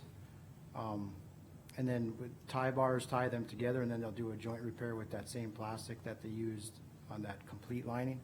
The one that's, the newer one's in a better shape, and that's why It's we in want. pretty good shape, it's Yeah. just, it's experiencing joint separation, which I'm assuming is also creating some Washing. washout and Yeah. erosion By the pipe. for the bed liner, or the pipe lining. And the cost for the west one was, 36,200, and then with the 7 joints at $850 a piece, it'd be 5,950, and then the tie bars installed, $125 each of, would be a total of 1,750. Comes up to a total of, with the two pipe at 43,900. Of which that bridge down south, by Sowers and Unruh's, that was 18.5, and we had, put 70,000. Yeah, I think we budgeted, the approved budget, I guess, that we, for the bridge south by Unruh's was $70,000. The fix that we came up with was 18.5, so I guess the thought here was, with the budget remaining from the previous approved $70,000 budget, we also addressed the culvert issues. Mr. Chairman, can I just ask a clarification question? I was still right when the motion when you started. So this is, we're just discussing the culvert lining, Yeah. County 37? Yep. So the total to fix that would be the 43,900? Correct. Okay, I just wanted to Yeah. make sure there were Yeah. two different. was it 43.9 or 43.2? 43.9. 9. 43.9, yeah. And sooner or later, we're gonna have to fix this thing because those pipes will just keep on coming apart, and then every time we get a good washout, it's gonna wash Well- out. And then it's on pavement, so you gotta, if you were to dig it up, put new pipe in there, I mean, we're gonna be way more money than what we have in here. The nice thing about this is a good solution, this is a good bang for your buck, in my opinion, because it's a UV cured in place pipe process. That essentially, I mean, they're getting 50+ years of life expectancy out of these, it's basically like putting another pipe in there, in place where the existing pipe is the host pipe, and they just line it. And so they don't have to remove any of the road or anything No. like that, they just So slide new it in. culverts today, as we were sitting, with the diameter of these, it would have been roughly, I think, 43 grand or 45 grand alone just for the pipe. Yeah. Okay. And then you got the cost of the dig and the road, so you are saving money by doing this. And I do see a need for it based on what Ken showed me, I went and looked at it, it is in pretty rough shape, but, so it's a good solution, with- Okay. You said where there's possible joint separation there and it has to be repaired, that there could be some erosion. When they do these repairs, do they backfill around those culverts, joints no way. inside where it's washed Well, out? when they do the joint repair, I believe what they'll do is they actually, when they epoxy, they grout in there and fill the voids around the pipe.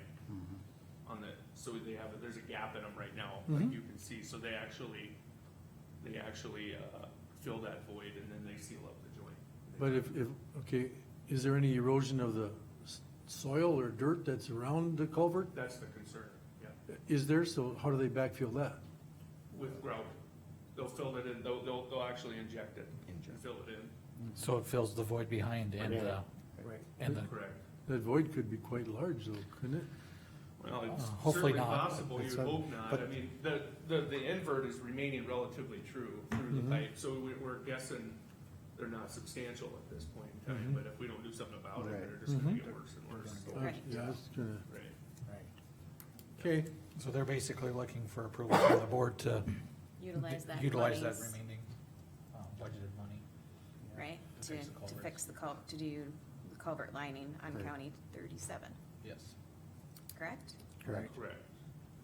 Yep. They don't have any I think the choice. thought process was Yeah. two birds with one stone approach since the budget was put in place. Something to look at anyway. It's not gonna get any better. The location of them are right by Gary Seiler's mom's Yep. on the north side there, and then Okay. it's probably about 3/4 of a mile east of Highway 200 on 37 is where those two are, those two pipe. And this is a fairly new ideal they have for fixing What- No, culverts, or has No, it been it's- around? Replace pipe's been around for quite some time. It's been around, Okay. yeah. I'd say it's been far more popular in Europe than it has here. It's I think it's become more and more popular in the US since probably the nineties, late nineties, early 2000s, but. So it's been attested that it actually holds up and it's not something we have Correct. to The fix? the UV curing process is a newer technology, but it is the least impactful. It's also one of the better ways to do it as opposed to like steam cure, steam process. Okay. So, Mr. Chairman, I'll make a motion that we go forward and fix these two pipes on County Road 37 at approximate cost about $43,900. Okay, motion by Wayne, is there a second? Second. Second by Marv, any discussion? Seeing none, Wayne, How vote aye? Marv, Aye. Jean, Aye. Liza? Aye. All vote aye, that motion passes. We got about 4 minutes until our next topic here, so trying to stay on task today. Oh, I know. The next one is, Tom Welk had approached me actually late last fall, early winter, and asked if he could, there's two cattle guards right to the east of his place. It's on the road, it's on the east side of County 25. It goes back to the Peggy Bundy place, and then, I think there's the Getz that lived back there had previous. Anyway, he would like to see if the county would, provide 6 rolls of barbed wire. He wants those two cattle guards removed, and then move his fence that's further back up on the back slope of the county road going to the east there. It's about I think it's a couple 100-yard stretch, I think. Sound about right, Wayne? Sounds right, yeah. To the next, it's from cattle guard to cattle guard, and that's what he had asked, for me to ask the commissioners to ask if he could get 6 rolls of barbed wire. He also asked that if he takes the cattle guards out, he wants the cattle guards, and he would fill the hole. I'd sooner do that ourselves. I'd sooner take the cattle guards out and fill the holes in and put gravel on top of it. But like I say, would like to have 6 rolls of barbed wire, so that's up to you guys. Board members, I Is talked, there barbed wire available? Well, And that's not our concern, I guess. Phil, Fine. I talked to Ken about this yesterday, and I'll just start the discussion. One, I feel that the fencing is totally the owner's responsibility. There's 3 things. 2, the cattle guard ownership isn't really clear. I think that needs to be researched. If it belongs to the county, we have to sell it per century codes. It's Mercer County's guards. Okay, we have to yeah. sell that per century code. We can't just give it to them. No. And also, if he wants this done, I would ask that he submit a written letter to the board, signed and dated. So we know that the owner actually requested these to be removed. Now, of course, we go ahead and do it till the fence was up regardless. But those 3 things were some things that came to mind. So you're seeking no action today, but requesting a formal letter Yep. with what he wants or what Yes. contingencies? Well, I guess we should send him a notice. One, that the fencing would be his responsibility.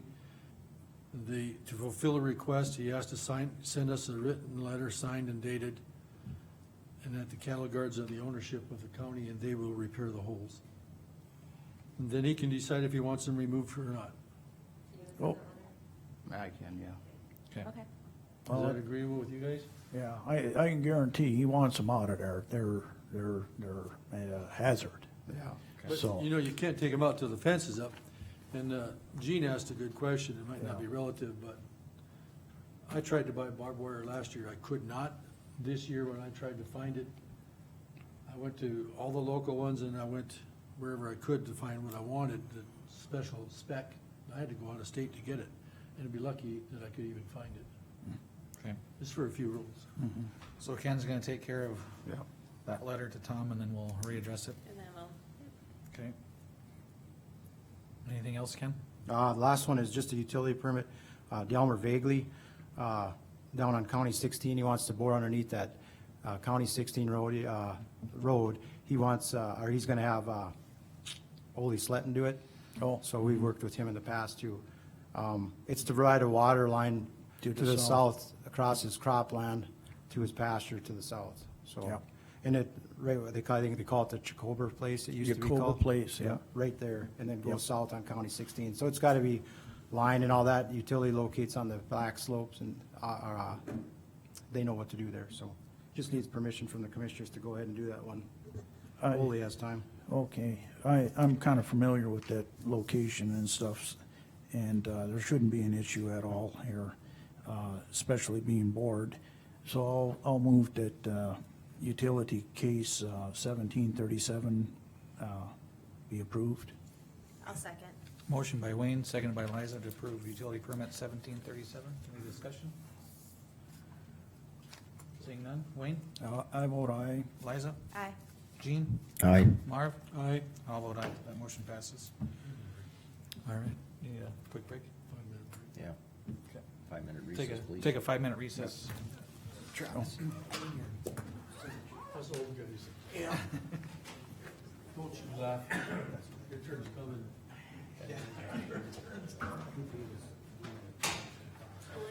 Okay. Yep. Perfect. Oh, take that. Yeah.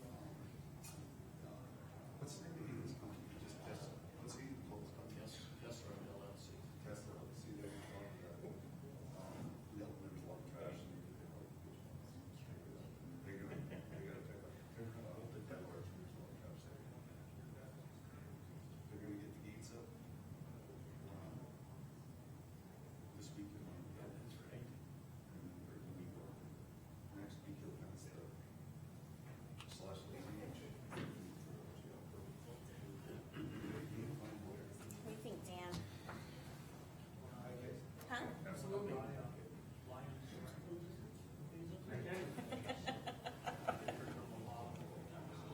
What do they? They do drawing every Monday through Friday, April 18th to May 27th. So it's 6 weeks. It's 20, you win $25. It's drawn Monday to Thursday, $50 on Fridays, and $200 on the last Friday. So it's three rewards, that's $10. I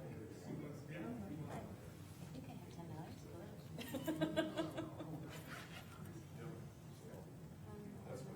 I don't suppose you got change, no?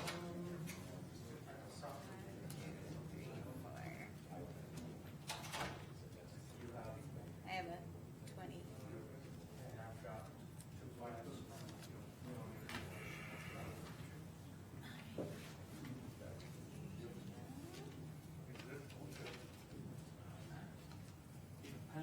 Yep.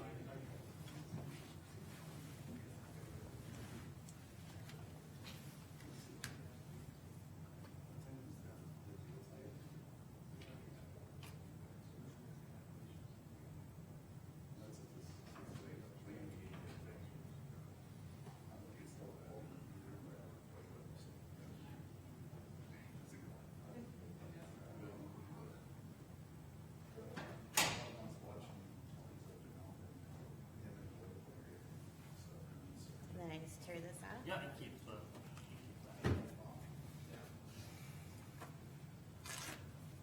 All right, there you go, sir. Perfect, thank you. Thanks, Dan. See if I can catch the others. Yeah. Yeah, I hope so. Well, I don't know about everyone, but due for about a half hour anyway. Okay.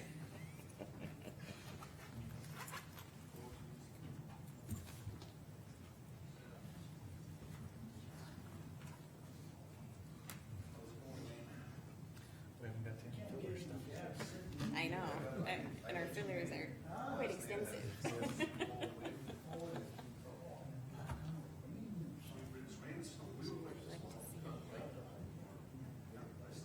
don't think I have my first person come there. 10:31 written down. Yeah, that's when we recess. Yeah, I wanted to look, I thought I seen 10:30. I think we switched in like.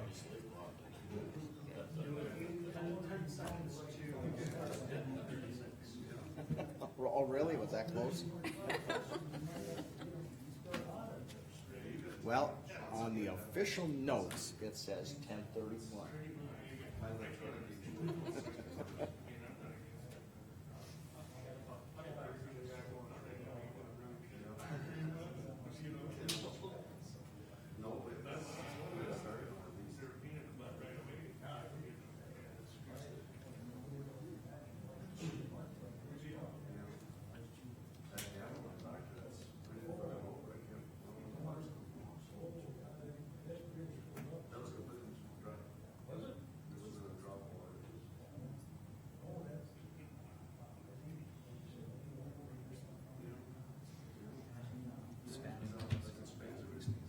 Aren't they?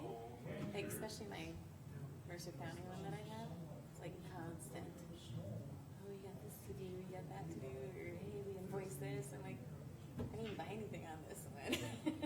I'm even getting some on my personal email. Attention required for Wells Fargo account. I don't get that.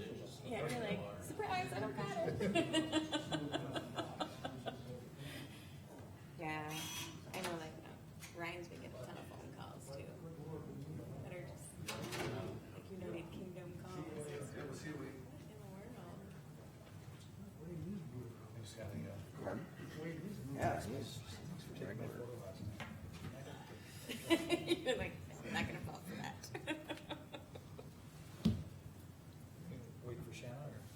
Yeah, I we should, guess. absolutely. Oh, we're already making the minutes. Not very. Okay. Did I hear? I don't like this. Okay. Making the minutes up. I don't wanna make them up. Yeah.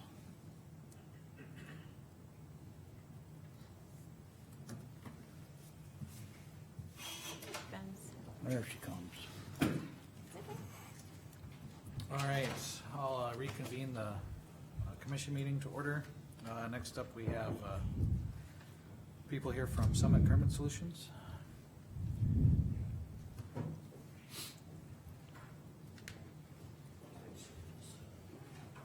Can I pass out a couple maps to you guys? Sure.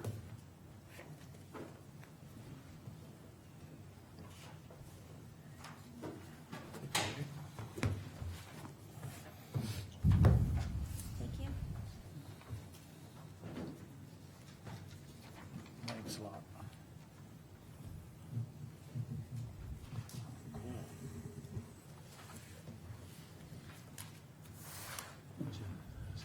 Yeah, just introduce you guys so we know who's up here. Mr. Chairman, my name is Jay Volk. I'm with Summit Carbon Solutions.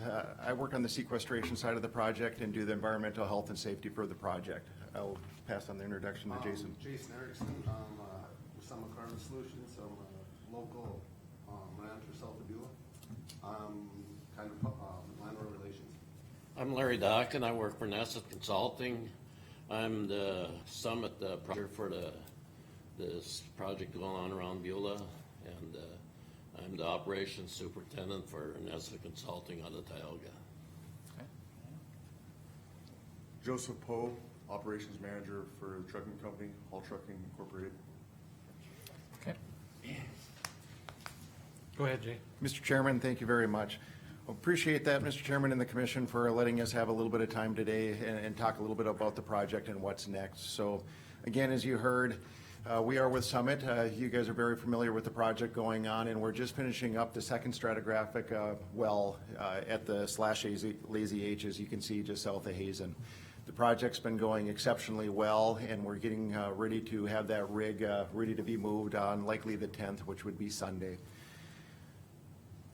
With that being said, that brings in some challenges in an area that we would like to propose and work with you guys on the impacts of that rig move and the frost laws as they stand today. So one, I would like to start this conversation just 100% recognizing the frost laws and the restrictions that are out there.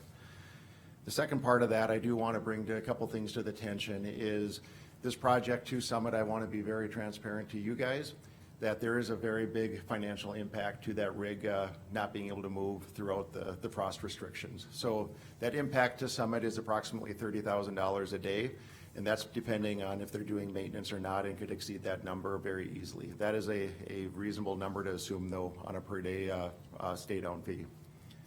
Second, there is about 40 employees that would be laid off with that rig. So the crews go with the rigs. As the rigs don't move, don't go to their next project that they're lined out to, the crews are out of work. So that is about 40 people that we would be holding off of work for that period of time as well.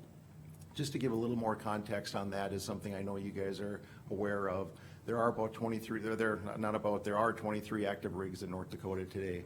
They each have a home, they each have a next destination, and to keep those rigs moving really is the definition of how the oil field needs to keep on working. So just as this instance, the crews go with the rigs. The rigs are not available. We only have 23, and what's even less available is the crews to go with them.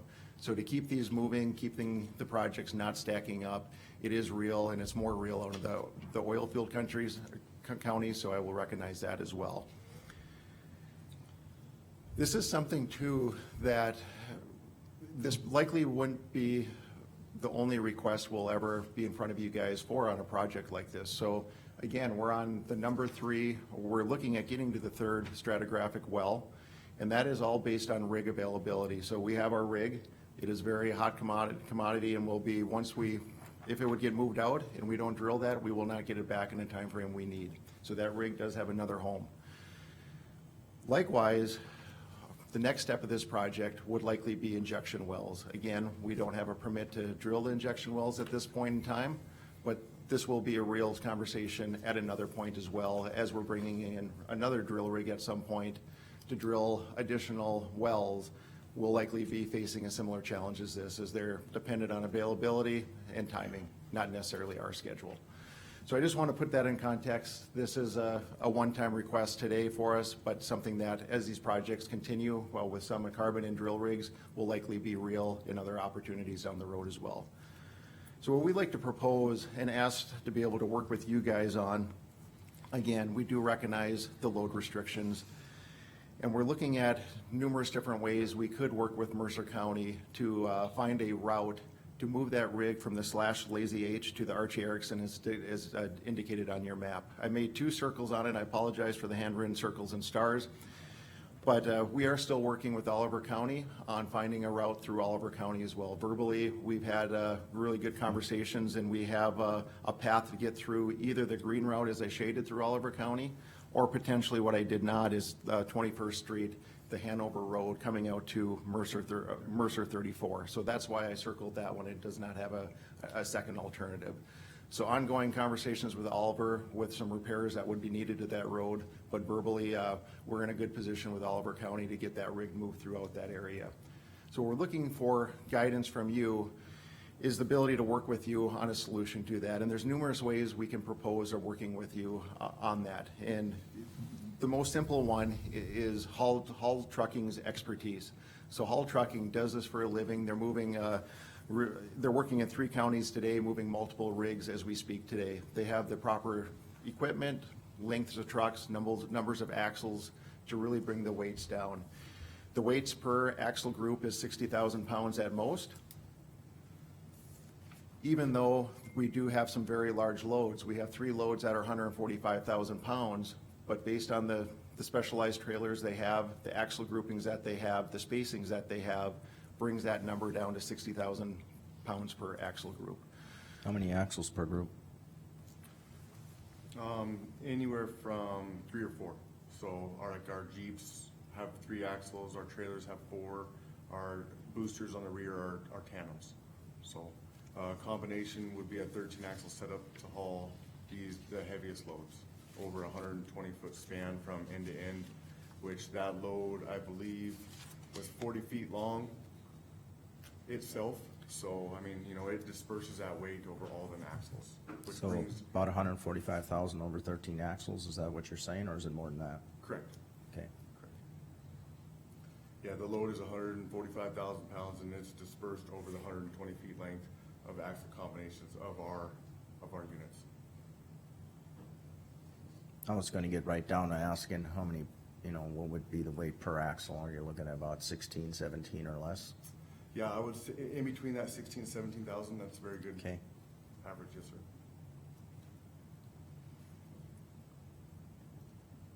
Continue. Mr. Chairman, thank you. In addition to additional axles, different equipment, things we're continuing to explore, and that's why we do have haul trucking for this project. It's finding what route works best as well. So again, been in conversations with Oliver County, and we are exploring two different options there, where we would be proposing two potential options with Mercer County as well, which consist of 1 mile on either option. So Mercer County 16 would be 1 mile, or Mercer County 34 would be 1 mile within that to get to those points. So again, trying to find a solution between that and give multiple options to get to hopefully a solution to this. Thirdly, without a doubt, we would be working with you guys on the repairs. We've done a lot of work up front already, blading additional water, trying to go above and beyond. This would be no different. So would there be work that would be needed up front on those? They look like they're in really good shape. Maybe, maybe not. Without a doubt, following the project, during the project, we would be having blades doing work out there, monitoring that road and taking responsibility for any repairs that would be needed. So we will put all that in Summit's lap. So there's numerous avenues we could propose to you guys to hopefully find a solution. On top of that, financial assurances. Summit would 100% be willing to put up additional financial assurances as well. So if we can come up to a number that makes sense on that mile of road, that would give the commissioners assurance that the money would be there, we would be 100% in that camp to work with you guys to find an assurance, whether that's a road bond or another mechanism. We have used that in the past in other areas. So we would be asking for your guys' permission to work with us, to enable us to work through those either Mercer County's 16 or 34 options, with the ability for Summit to continue our rig moves with the axle weight groupings that we outlined. Again, we would be 100% open for questions, comments, or concerns as it relates to financial assurances, dollar values that should be in place, or feedback from the commission to, is this a reasonable request? Hey, Have Ken, you can you worked- come up for a second? Gene, you got a question? You know, Have one thing you- I'd like to add on to that, not all these loads, there's only 3 loads that are gonna be 145,000 on this rig move. The rest of them aren't gonna be that weight. There's only 3.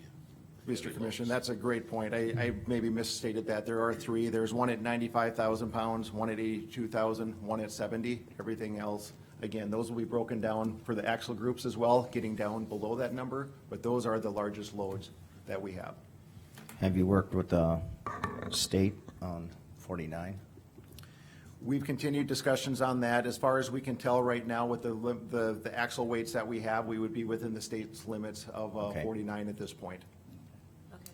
And when do you think that you will know from Oliver County which route Oliver County would like you to take? Mr. Commissioner and Commissioners, we are meeting with them on a daily basis. We have another meeting set up to where we want to confirm a low water crossing point is a potential work that needs to be done, a culvert install. So working with Oliver County to determine whether it's Hanover Road or south, and we'll make that determination really in the next day, pending the outcome of this meeting. We have a contractor lined up to do that work at this point, but again, until we have a final answer, we haven't moved forward. So as I said, the real date is looking at potentially Sunday to Monday, starting a move. We would have to start work pretty much immediately with Oliver County as well to get to that solution, so very soon. we would have that answer. As Mr. far as Chairman? Mercer County 16 and Mercer County 34 goes, are there any improvements that would need to be done to those for you to go across them? No. Okay. Uh, Did you have a question? Oh, I was just gonna comment, the 34 there was used several times for gravel hauls and haul roads. If preference, that may be the direction we'd like to probably go, but 16, it will work also. But we, between Oliver and Mercer, we've used 34 a lot of times. They haul products out of there as a haul road, so that might be the tougher road. Yeah, and we, and Hall will get with, Oliver County Yeah. today. There's a 30-ton bridge on 34. Oh. So that we have to Get see with around? our access spacings and things of that nature that we can get across. Okay. Do you have a question for Ken or? Absolutely. Ken, I have two questions, but I'm gonna ask Jason and Jay first. You said Highway 49, that's where you're with the state.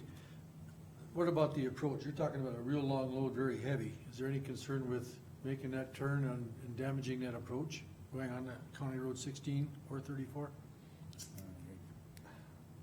I don't see there being a problem. If there is, that's part of the state's right of way, correct?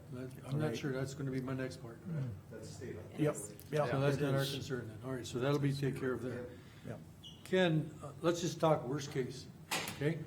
Let's just say they wanna go on this road and it is damaged extensively. What's the cost for our county to repair that road? Charlie and I discussed that, when we figure about roughly, it depends on. Well, There's an average cost of like 500,000 per mile, if you have to, if that's a new construction, to 750,000, but. Yeah, on average, a roadway reconstruction or completely newly built road is 500 to $750,000 a mile, roughly. Do you have any concerns about making the corners or making the turns with the trucks or You anything wanna like cover that? it, so. Yeah, I know. No? Okay. I'm sorry, I didn't hear the question. I asked if Hall Trucking had any concerns about making the turns or making the corners or anything like that with the Okay. trucks that he has. No. Do we need the sheriff's department involved in regards to roadways, or will it flow pretty freely? We would have no issues on the way in with these guys. I mean, when they came in, Jason and Marv, I think you were with you, Yes. right? They went through, they took us where the routes were gonna be, and their trucking company is probably one of the best we've ever had with. They got all their permits, they were down on different spots, and them trucks were not speeding whatsoever, so never had no issue with it coming in. My biggest concern is with the frost off, but I think if, and we, in the past, Wayne, you probably remember Render Bay, when Roy was here. Yeah. They wouldn't even allow that to go in, so it's kind of a new thing here. But I think if we put up a bond for construction, and it's only a mile, I think Oliver County's gonna have a brunt to this, if it's okay with them, but as far as either 16 or 34, like Wayne said, I Yep. would prefer 34, if it has to be 16. If they were to put up a bond, if something happens later on, then it has to be fixed. I'm okay with it as a road superintendent, but you guys need to make that decision. That was my next question to you guys. Revisited very briefly on the phone, and you heard my thoughts last night, and I still have the same ones. So we have an approximate cost of 500,000 for reconstruction. Are you guys willing to put up a bond for 500,000? Mr. Chairman and Commissioners, if that's the number we need to put up a bond for, I will make sure we get a bond for it. Just for a little bit more context to that, I think they're 100% right on new construction. I've worked in the mining industry and rebuilt numerous roads. That's been my last 2 decades of careers. When you have road ditches established and that, probably that's closer to new construction. But again, I'm gonna leave that to your guys' determination, and I will work with you guys on what you guys believe the correct number is. I would probably say between 250,000 and 150,000 would be what a reshaping, regrading, sub-base, additional gravel, not doing any ditch work, assuming we're not gonna do damages to the ditch in that. Again, there's assumptions in that, so I do agree with Ken's numbers as new construction and other. I'm willing to work with you guys on what you guys are comfortable with as well. Charlie and Ken, what number are you comfortable with? Each one, give us an answer. I apologize, I'm horrible at names. Jay. I would agree with what Right, complete right. rehabilitation. So what number are you suggesting? I would say the maximum that you would probably do would be $500,000. I would be comfortable, I wouldn't go any lower than 250 for sure. Okay. That's just my opinion. Well, that's what I'm asking. Yep, I wouldn't go any lower than 250. Okay. With how volatile the market is right now. That's for certain. Ken? One thing I'd like to comment. Well, just a second, please. Let Ken answer the question. I'm sorry. I would concur with Charlie. All right, I'm sorry. Go ahead, sir. We use pilot cars also. Every truck is piloted. We got 10 pilot cars, and we hold our speed down to maximum of 30 miles an hour, and then past any dwelling is 25 miles an hour. They pilot every car in, so we don't. None of the trucks are on these roads without a pilot car. Cool. So Charles and Ken are comfortable with 250,000. Did I say that right? Yep. Minimum? Minimum. Minimum. Well, my biggest concern was axle weight per axle, and you said it should be under 17 per axle, Yep. which, For the heaviest loads, that's Yeah. 17, right around there is a very good estimation. And you're gonna be going across some roads that are,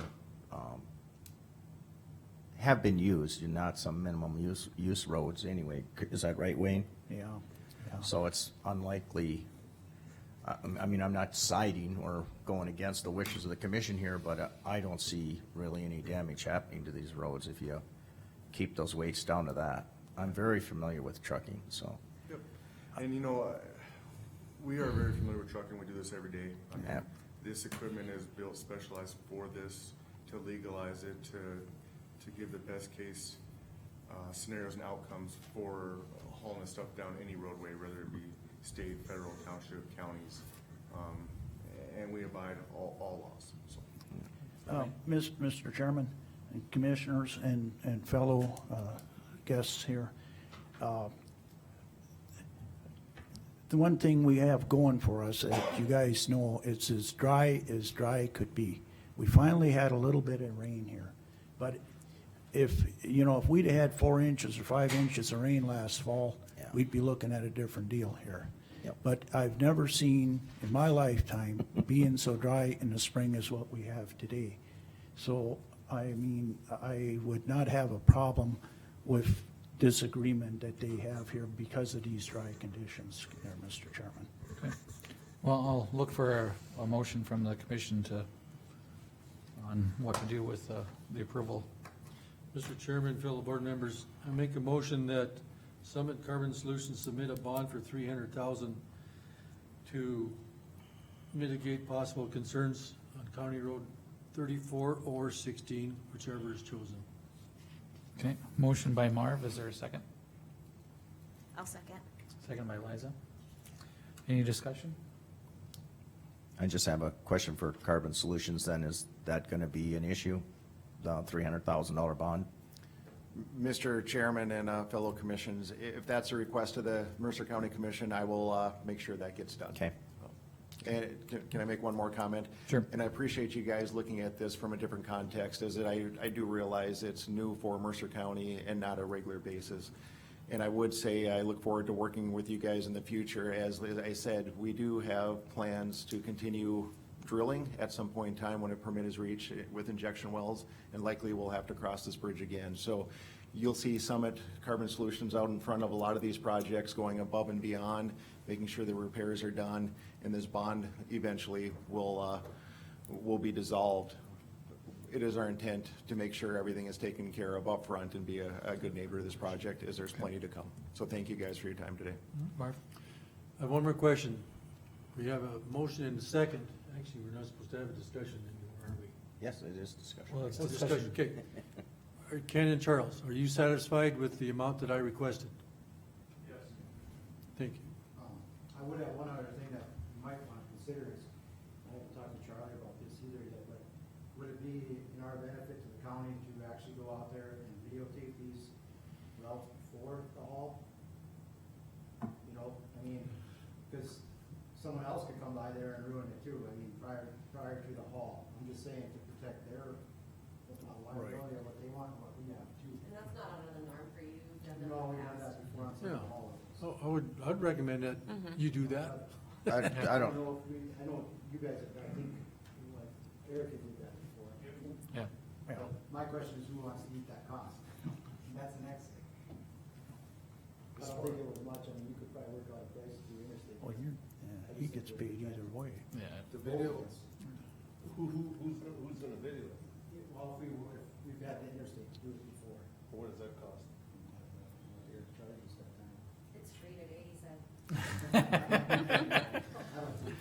I think it's a pretty, I don't think it's a lot. To be honest with you, I don't even know off the top of my head. I'd have to That would go be a back second and see what discussion. it was in the past. I mean, either that or we could do a It's pretty, not, pretty it's trip not, too.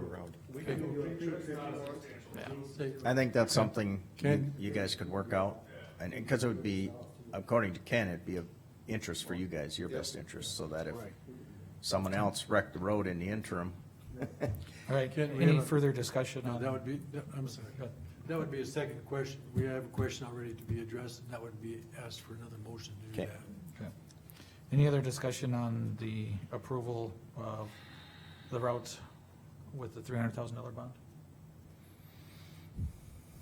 Seeing no further discussion, Marv, Aye. Liza, Aye. Wayne, Good. I mean, Gene? aye.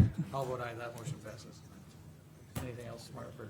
No, I just want to thank the people for coming forward and being transparent and upfront, and you volunteered that. Had this not occurred, it really would have been a no answer. hardship. Yeah. So you actually didn't have to do all that, so appreciate you being so candid. appreciate your guys' willingness to listen and work with the solution on that. We look forward to continuing working with you as this project develops. I will be in contact with the bonding in the next few days. Should be able to have it in place, I'm believing, by Friday. So Thank you. I will follow up directly with you. And who should I follow? Probably Ken, Ken. Yeah. I would say, right? Yeah.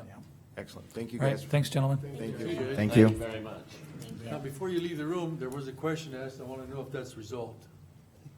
As far as videotaping, that's a separate question. They can work that out. I'll work it out with Ken, and we're gonna do we'll drive out there, we'll look at the roads, and any of you guys wanna come, that's more than welcome. Okay, thank you. We have also, our pilot people have been taking pictures, as they're piloting on the roads. So, on their last move, they just They take do pictures, documentation. Keep taking pictures, so if there's any change, we've seen it, but we didn't see anything on the last move, so. Thanks, Larry. Right, Yeah. Thanks. thank you, Thank you, guys. appreciate it. Thank you. Appreciate it. All right, next up, we got Carmen. Okay, I've got a update. So I'm going to try to cover everything and, then Liza's gonna jump in if I miss something. And Terry too, I just got that to Terry, but I literally just got it done, Terry, otherwise I'd have done it to this. Oh, so this is news to Terry too? No, it's not all. Terry too. Terry. Terry also? Yeah, we discussed it. Oh, okay. But yeah, Where's Terry too? to answer my questions from just reading it here and, Okay, but my situation. Bill's talking and everything. So, okay, so the first thing is, there was concern about the expired mitigation plan. I even attached the email from the state, Todd, is the state mitigation officer, and he said that we would always be covered under the theme of public assistance. Federal government will never come in and save us. What they're doing is they're allowing us these mitigation grants so that we as a community can go through, talk about our hazards and mitigate them. That's what's gonna save us in a disaster. We can't stop disasters, but we can mitigate them. And especially too, the way we respond, we exercise together. This county is very, very proactive in mitigation and they're proactive in responding. We got a lot going for us. So, if there's any questions too, you can call Todd on that, attached email, it's his number on there, everything, I have more questions. Next thing, the siren radio update. Okay, so they started working March 14th, and they are gonna have training on the 3rd and 4th of May. Cutover will be May 11th. What do you mean by explain cutover?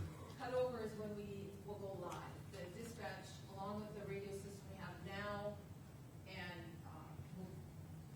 they'll still be able to, dispatch our regular radios, but everything has to be on the new console. So that's the cutover. We're going from the old one to the new one that has the trunking and the analog. So our circuit installation is done? Oh, that's done? They're still working on it, like I said. Oh. Training is until May 3rd and 4th.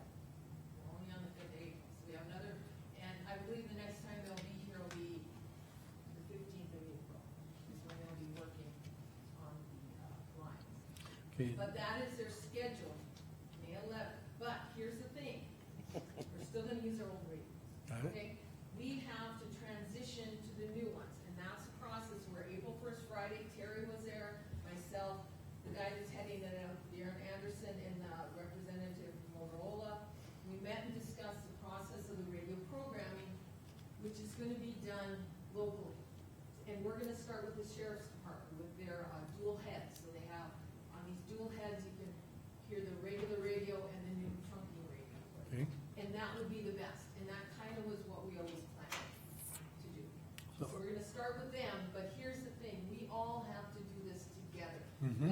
Therefore, he had to choose, well, myself and Darren and Rona, the head dispatcher, we're gonna work at getting everybody coordinated and doing that program. It's over the air program. It's not like the regular program, it's all computerized. It's a matter of putting it in, but then we have to do, before we transition over, we have to do countywide training. We need our responders to be comfortable with it, and I definitely expect the sheriff's office, they're the ones that are on it 24/7, that's their job, they get paid for it. They're gonna know it the best. But the rest of us, we're gonna bring everybody in and answer everybody's questions. I want as less stress as possible. And I truly believe, once we get it up and running, that is what's gonna sell these radios to all of us. Okay. Originally, I'm looking at the old estimate that we needed 25 radios. Do we have all the radios? Okay, here's the thing. They've ordered radios as they can. Entities are ordering them as they can afford them. And I know Beulah and Hazen Fire are ordering, and they're gonna keep me, that's the thing, as soon as we had that meeting April 1st, I emailed out the responders. I am to keep track of everybody's radio, so when we start programming, we're gonna know exactly how many radios each department has, and then we're gonna schedule dates of programming. So when the word you use, when you make this cutover, how long, let's just say some of these entities don't have all their radios, how long would they be on this trunking where they could hear their old radio and the new radio? The state, Darren said that the state is gonna cut it off after everybody's on. There's a lot of small entities out there. I know, Sounds like So indefinite. I say we got a little time there, yeah. but we have a proactive account. And I truly believe once we start exercising, everybody's gonna get on. Do you think We we'll, want good radios, think- that's always been it. think we'll be up and going with everybody by June 1st, just No. approximation? No. First is No. when we're gonna No start. way. Oh, I got the wrong date. Remember, May 11th is we go I was- online, yeah, I but was- June area of June was when we were gonna come, Right, and Darren said we'd start yeah, with I the looked at the sheriff's wrong office. date here. I think there was a lot of questions in Marv's question. I think one of them was, when do you foresee Mercer County will be completely cut over possibly? I would say, Good sometime in clarification. 23, I would say. By when? I would say in 23. By next year. Sometime Next year. Next year. 23. And I think the only thing that might hold us back is maybe some of the smaller departments won't be able to buy the radios. Well, that, Yep. But that's, I know the that's state it is right trying there. to get grant money That is- specifically for those small entities, so, Stanton got all theirs because they got in on the grant. Not this year, last year. And then as far as the old system goes, that could probably be Well, 2-3 years down the road before, and that would only affect us if we didn't have all new radios. And with what you just said, they're not gonna quit using the old system until everyone has the new radios. And I think they're gonna have to find a paging system that's functional, because right now the paging system, on the siren radio, they're still looking for a good solution. Okay. So, I think we have time. That help you at all? Yeah, first question that you summarized was The other this. thing, I know Shannon, you talked earlier about I wanted to put that sheet in there, yesterday I got it, and the monies, and that would be I believe the fourth page in, there, they said $349,832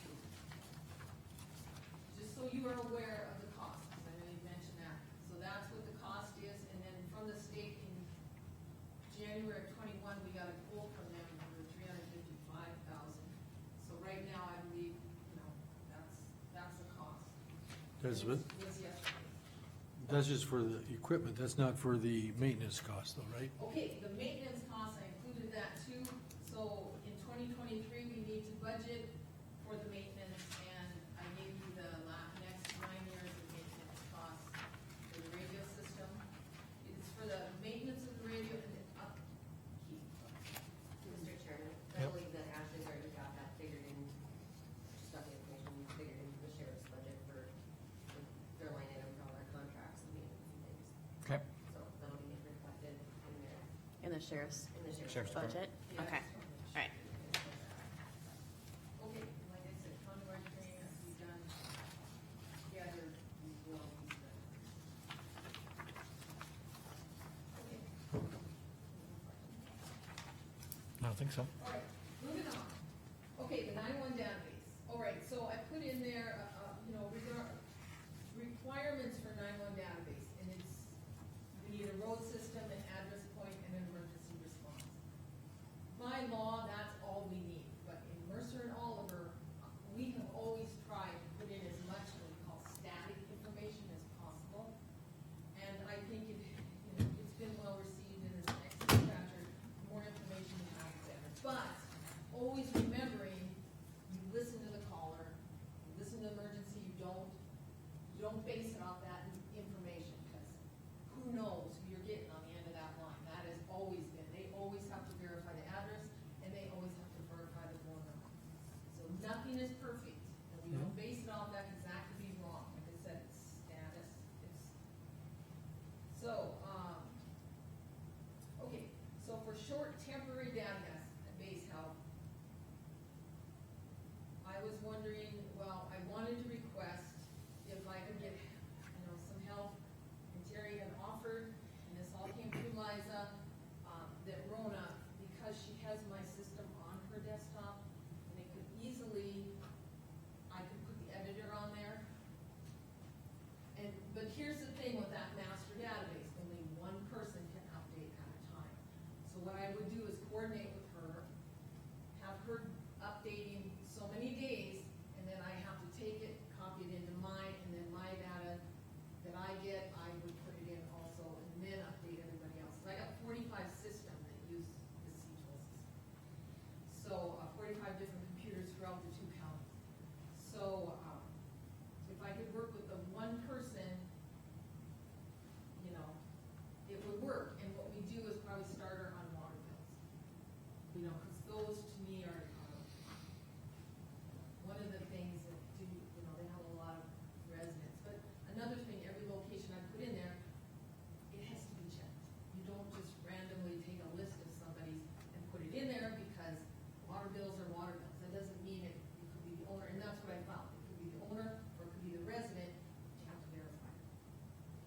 So, that's my request.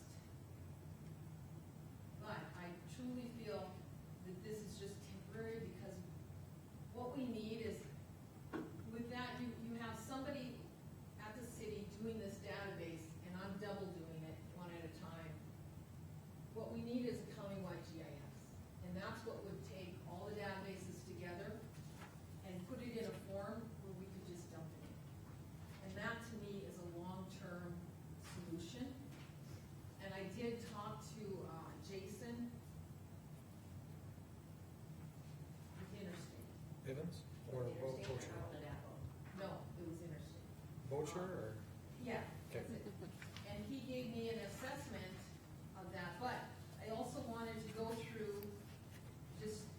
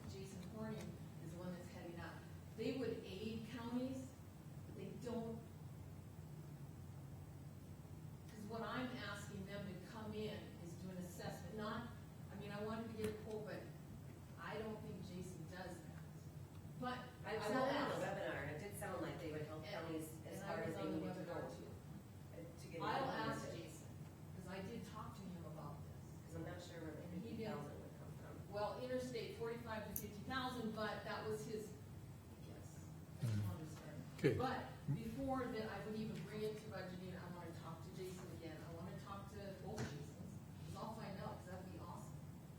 But even with countywide, I still wanna be on the DACO, because they do help, and they do have aids, I like what they're doing. But this is for 2023 budgeting Correct. purposes, yeah. Yeah, she just wanted to make sure that we were aware. Yeah, that it would be in the budget. I wanna look at it. But before that, I wanna, work, and people have to understand, I want buy-in. This isn't just a county thing, this is, and I'm gonna talk to Oliver tomorrow, I have a commission meeting with them, I wanna talk to them. I want buy-in from the counties, I want people to truly understand what it means for them. Cause you're not gonna get buy-in if they don't understand. And I know the city of Beulah is doing a ton of things with the database that nobody else knows about, and they're really good things. They can help people like Zach, totally valid, hugely. So if we, So the next page Okay. is budgeting. So that's where I wanted to look at that, and these are just things I'm gonna bring up then. But I wanna look at it and, okay, we also have that 5-year joint powers agreement getting renewed in February of 23. And then also I'm looking at hiring, budgeting for hiring a full-time person in my office. But here's the thing, everything depends on the renewal of that agreement. And maybe they'll decide not to, it's a 5-year thing, we got a lot of changes going on, we got sheriff's race going on, so whatever, but it's something we need to look at, be aware of, and take into consideration, and I did put the agreement at the end of this document for your review. But here's the thing with the joint powers agreement, I believe, when we do that agreement, one of the commissioners wanna be on that. And that's when we originally did the agreement 10 years ago, that's how we did it, we had one, well, actually, the sheriff was there, and one of the commissioners, and we sat down with their commissioner, and their sheriff, and we made this. Makes sense. Okay. Right, but just so you guys are aware that's coming. So, Thank you. is it up at the in 23? February 23, yeah. February 20. I was looking right up here, but It's right here, right there.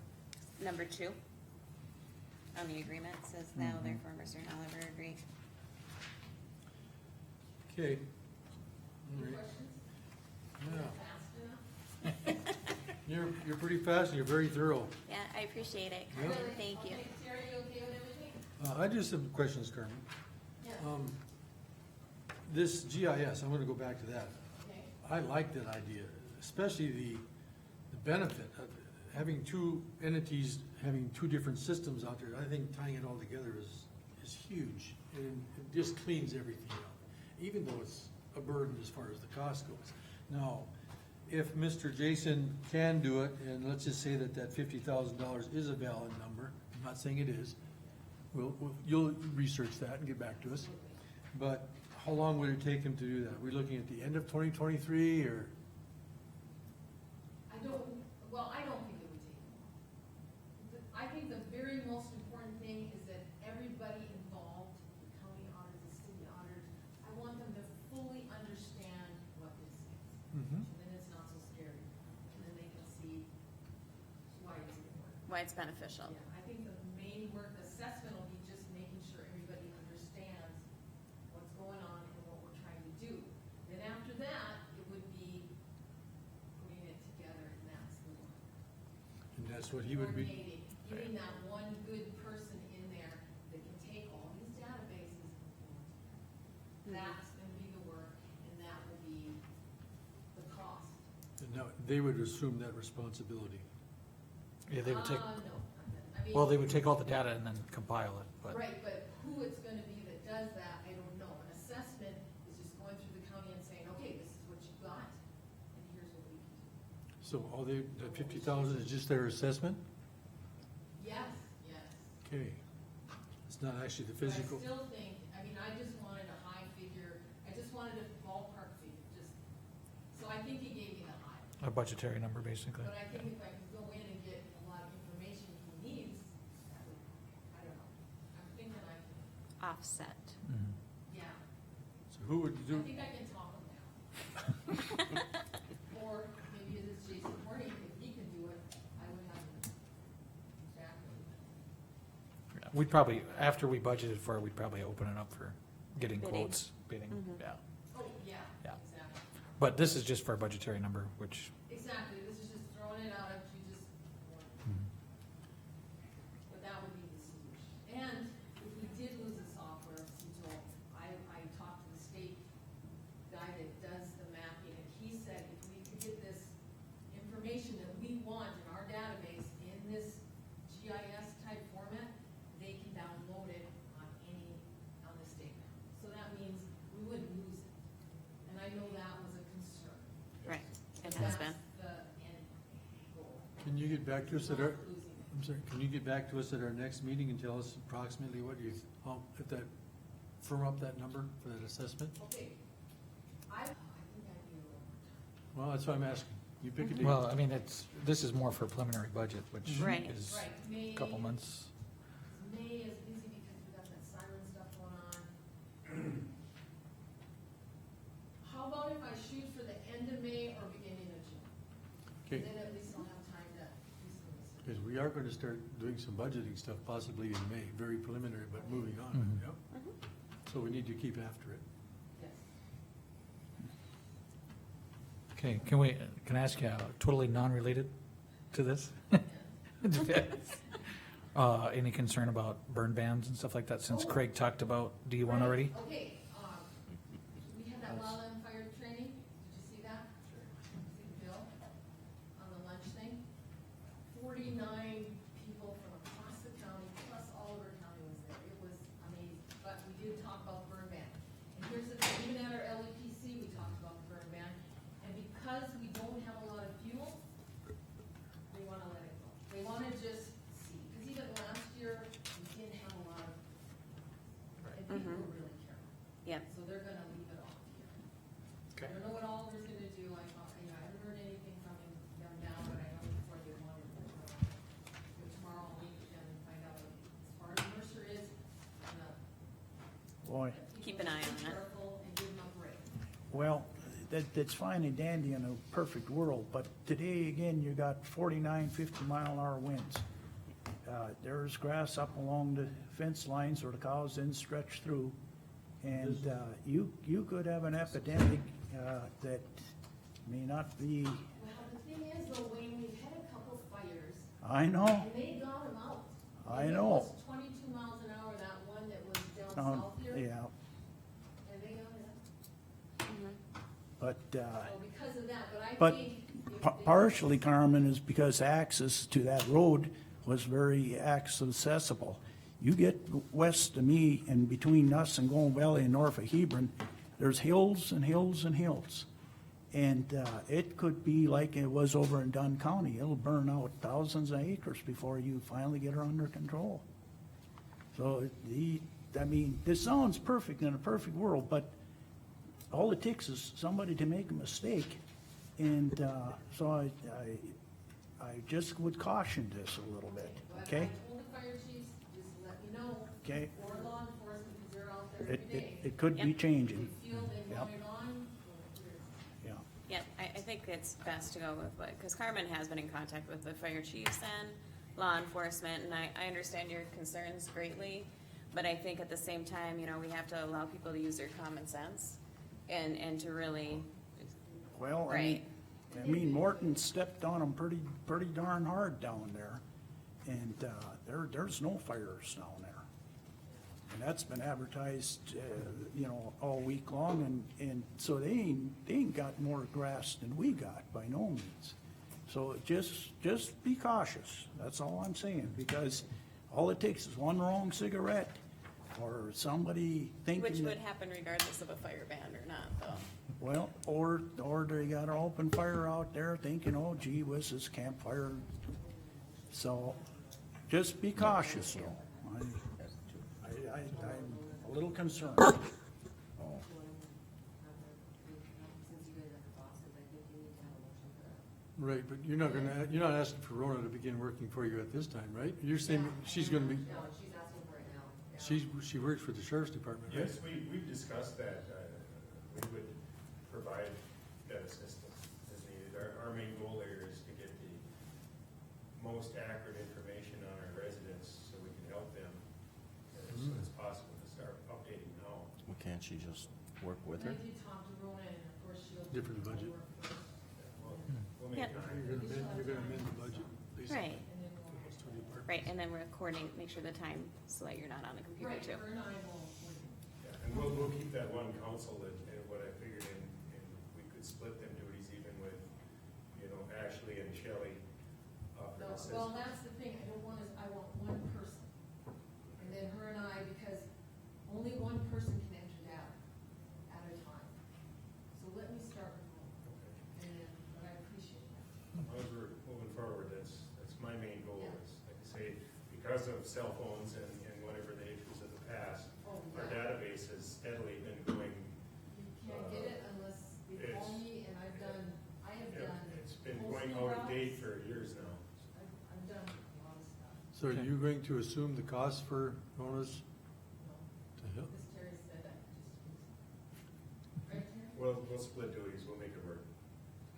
Then you don't need a I think motion. Brendan was asking about budgetary Right. Oh, reasons. It should be coming out of Carmen's budget during the hours she worked for Carmen. How about, let's try it first? yeah, because I don't plan on working, run overtime or anything. We will No. move some of our duties to other staff and we'll make it work. Then- And that's the It thing, won't if be a we can budget keep problem. track of those hours, we'll definitely have. We can to track track. them if that's what the And then commission we'll- would like, but We'll review in a couple of months and see. Understand what's going on, that's just basically what I was looking for. we'll make it work to provide that service to the county residents. We gotta get that database updated. Okay, I'm not sure that we need a motion for that to, do we need a motion to grant Terry to borrow someone over there to As long assist? as you're, Not- as your first supervisor, this board supervisor, Mhm. as long as you're all right with it. Yeah, Well, what if we she's a try county it? worker, she's working for the county. Right. And Right. we'll, keep track of the hours, and I then don't we'll think we need decide. it. And then when Okay. it does come to money out of my budget and thing, then we'll I come. did. Okay, let's, if you would, please keep track of the hours, just in case a question arises in the future. Yes. Please. All right, I'm good with it. Anything else for Carmen? No, good. All right, thanks, Right, Carmen. Thank you, Carmen. All right. Wind ordinance update, who's got that? Terry, can you, when it comes to, I thought you were saying Terry Oh, Winter, and it's like, whoa. Like, wait a minute. just, Commissioners? No. if you can stick around when I do my portfolio update. Oh, sure. Then I can have you talk and makes it a whole lot easier for me. Okay, Stick around. all right, thank you. It could be a while. You better use, It's way at the bottom of the list here. Okay. you need to use them long legs and run, man, run. Yep. Are we okay then to go with the wind ordinance update? Okay. We met last night and you guys have a copy of the email that they sent to Shanna in regards to the meeting that I was at.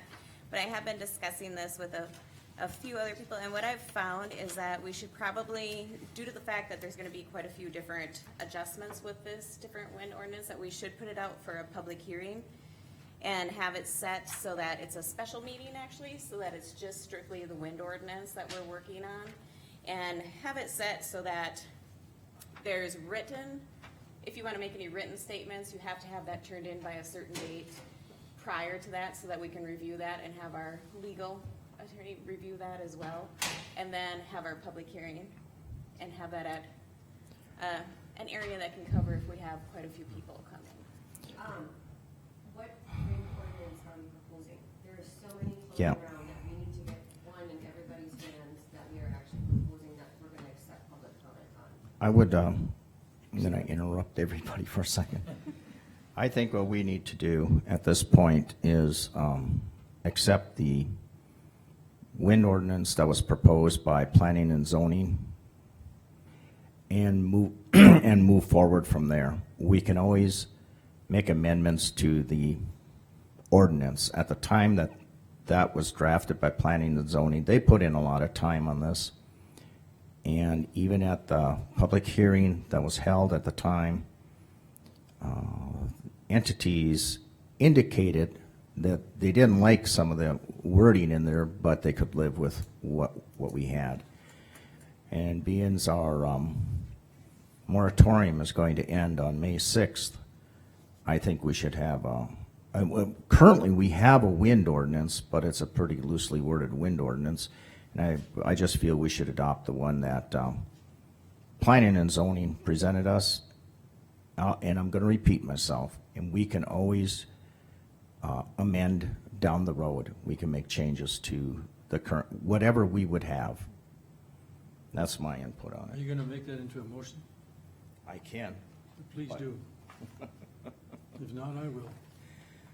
Well, I'll make a motion that we accept or adopt, I don't know the proper language, How about move forward?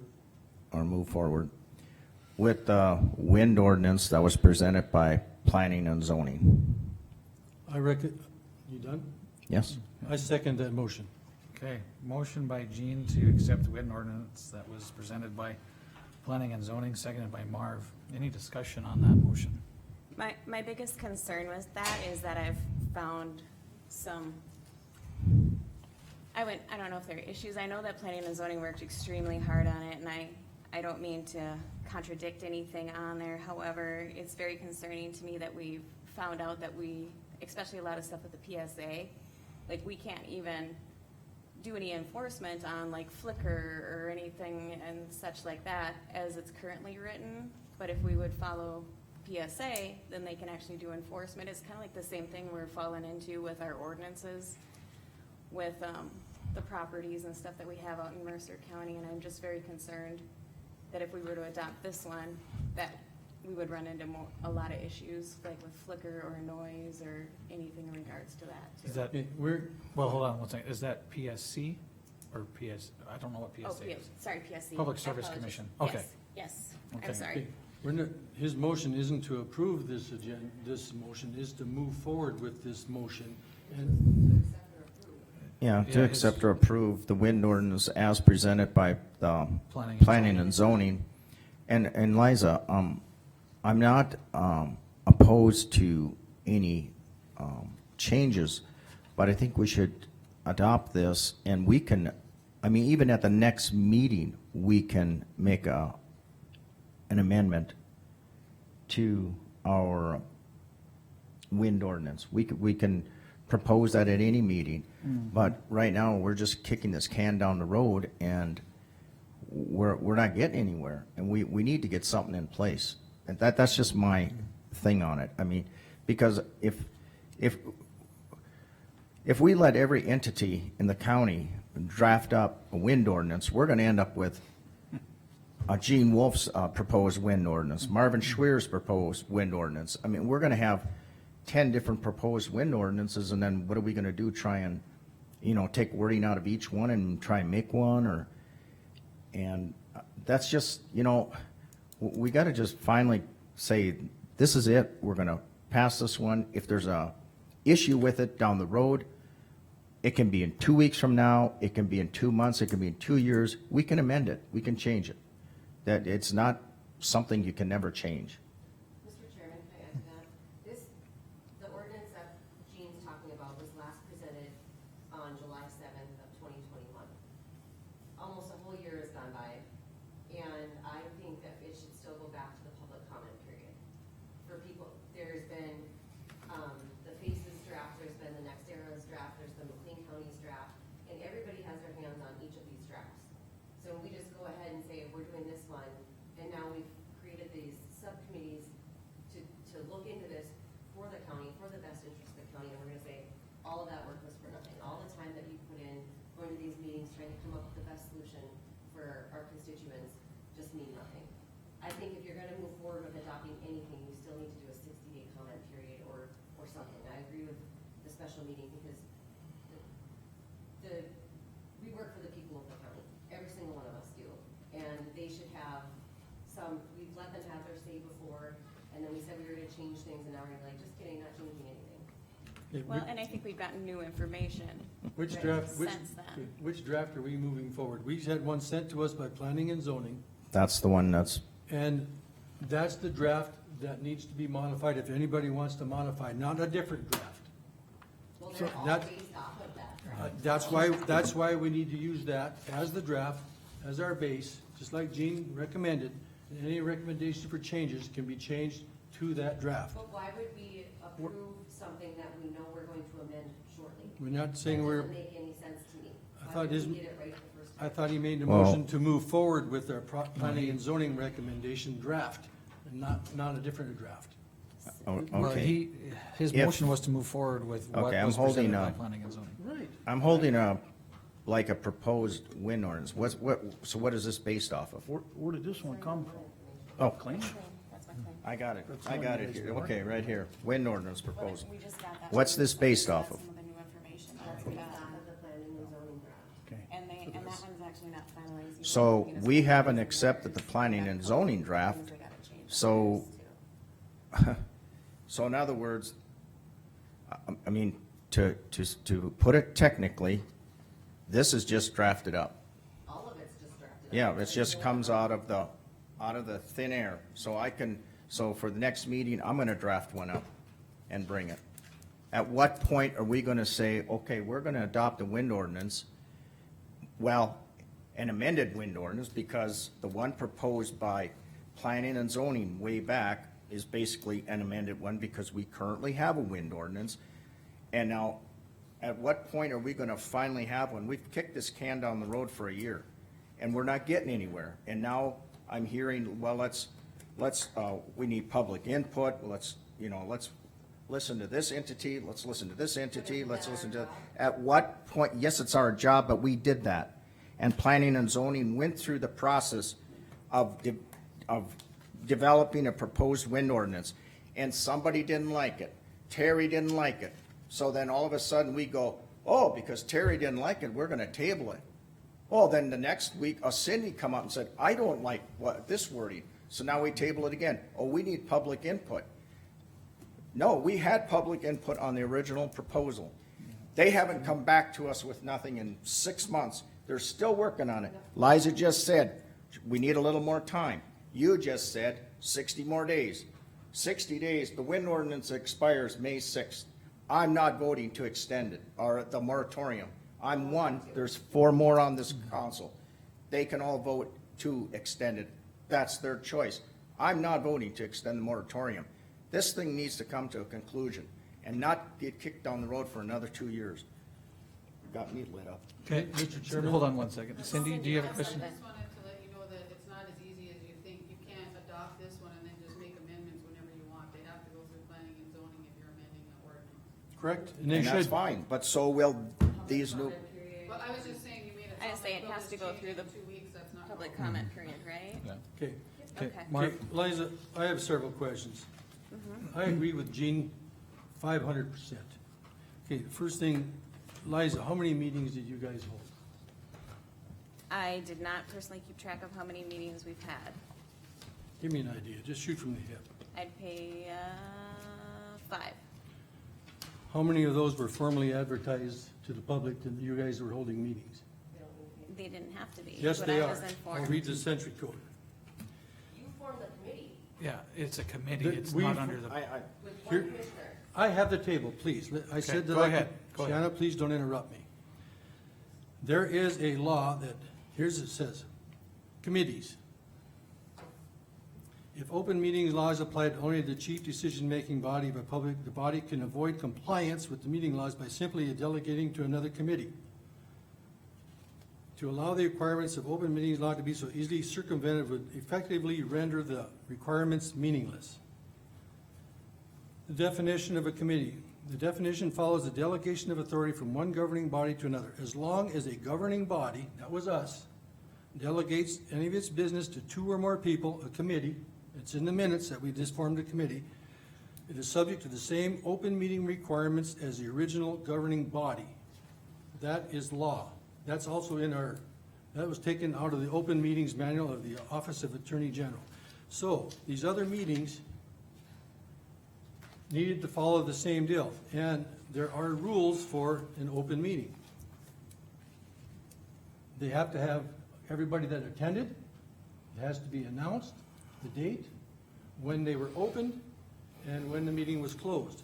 I don't believe this committee, from the answers I just received, followed those guidelines. Now, it's an oversight, but by law, our board is required by law to follow the rules. If we can't get other people to follow the ordinances, if we don't do it, how can we get other people? We erred. And that means myself also. But we need to correct that. And that's why I believe that Gene's motion, we're gonna get ourselves in some legal complications if we don't follow our own ordinances. Gene's motion, I think, is the best way to go. Let's go back to where planning and zoning made a recommendation. If somebody wants to make a change, like Cindy said, go through the due process, send it back to planning and zoning. There is a rule for that also. And I can give you that one. Anyone who wants to amend the wind ordinance, here it says, the Board of County Commissioners or any member person may initiate an amendment to the Mercer County zoning ordinance in the manner set forth. And then it gives you a whole set of procedures that you have to follow. They need to do that. Our committee that we set up has to follow the open meeting laws. That's very simple and very well stated. We failed to make sure that occurred. So they need to go through the same process. I agree with Gene's motion, and I also agree that this wind ordinance does not need to be, or moratorium needs to be extended. If we send this back to planning and zoning, we have to have 2 weeks' notice in the paper. And then May 4th, we could possibly vote on accepting it. So I want to have Gene, I want the motion reread back to me for clarification, please. To accept the wind ordinance that was presented by planning and zoning. Any other discussion on the motion as presented? Any other discussion? Seeing none. Gene? Aye. Marv? Aye. Liza? Nay. Wayne?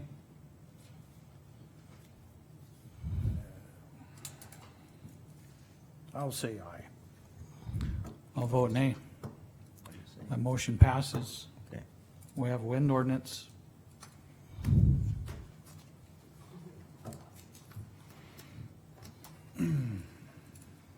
Okay, moving on to other business.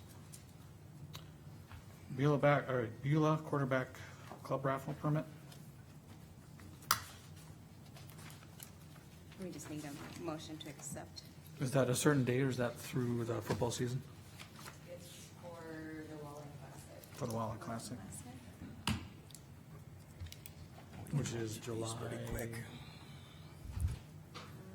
22nd, probably, 21st, 22nd? I think it's the 22nd, 23rd. For the 23rd, that would be the July date of the raffle? Okay. Is there a motion to approve the quarterback club raffle permit? I make a motion to approve the Beulah Quarterback Club raffle permit number 2022-1 for the Walleye Classic on the 23rd of July, 2022. Is there a second to that? A sec. Gene? I think Wayne got it first, second by Wayne. Any discussion? Seeing none, Liza? Aye. Wayne? How about aye? Gene? Aye. Marv? Aye. I'll vote aye, that motion passes. Liquor license, is that same, no, that would be a yearly one, right? That's yearly. They're both semi-annual. Semi-annual? Yeah. So that would be July to, what's the May to dates on? October, I believe. May to October? Okay. And that's for both of them? Yeah. Okay. So moved. For both of them or just one of them? Well, do we want to do them one at a time, I Probably on suppose? liquor license, I would do them separate. Yep. I was gonna say, I think we should do them separately. I'll move to approve license number 435. 453? Yeah. Yeah. I Okay. may have said it wrong, but that's what I meant. Thank you, All right. Travis. Motion by Gene to approve the Dakota Waters liquor license. Is there a second? I second. Second by Liza. Any discussion? Seeing none, Jean? Aye. Liza? Aye. Wayne? How about I? Marv? Aye. I'll vote aye. That motion passes. Okay, and then I'll move to approve liquor or license 454. Motion by Jean, is there a second? Second. Second by Marv. Any discussion? Seeing none, Jean? Aye. Marv? Aye. Liza? Aye. Wayne? Aye. I'll vote aye. That motion passes. We going too fast for you? Nope, Okay. I just need some signatures from you. Sure. Just the application and then the actual license for both of them.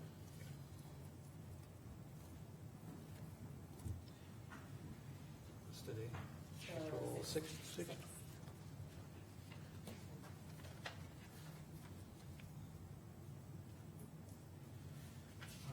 We got recorder fees. I'll move to accept the recorder's fees for an amount of $6,441.01. Okay. Motion by Wayne, is there a second? I'll second. Second by Liza. Any discussion? Seeing none, Wayne? How about I? Liza? Aye. Marv? Aye. Jean? Aye. I'll vote aye, that motion passes. Landfill maintenance truck, Get an update on talk that? about that later. Yeah. If you didn't, I had a call this morning, I don't know. No, Go ahead. Anyhow, as much as I know, is the truck is running, the diesel problem that they had, they got the gasket fixed and they said it should run, so. Is that what you got? Well, and I was asked to check into the legalities of letting departments use each other's equipment between the landfill Oh. since they're an enterprise fund and county roads since they're levied for, and I did talk to the state auditor's office, and they said that this has nothing to do with the accounting or auditing, it's completely a management decision. Okay. It's up to the board. Okay. Yeah. So where are we on this? What did you find out? The truck is fixed then? Well, that's what, discussion this morning, there was a diesel leak and they said there's somewhat a leak in the hoist, but they wanna watch that, but it's running. Okay. Is that on a landfill truck or a county truck? Well, it's on, That was- it's on that old yellow, It's the one that Jim and Candy share. yeah. Okay, It's the 85 truck. so as of right now, there 120, will I be think. no issue sharing that truck. Yes, there is.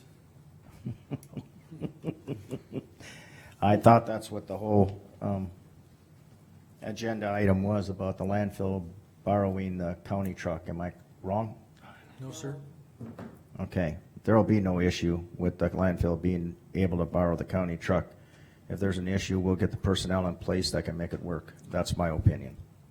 I'm tired of hearing this. Chairman and fellow board members, I know it's up to the board and it's up to the majority of the board. I like our county to follow the same rules. And those rules are the Century Code.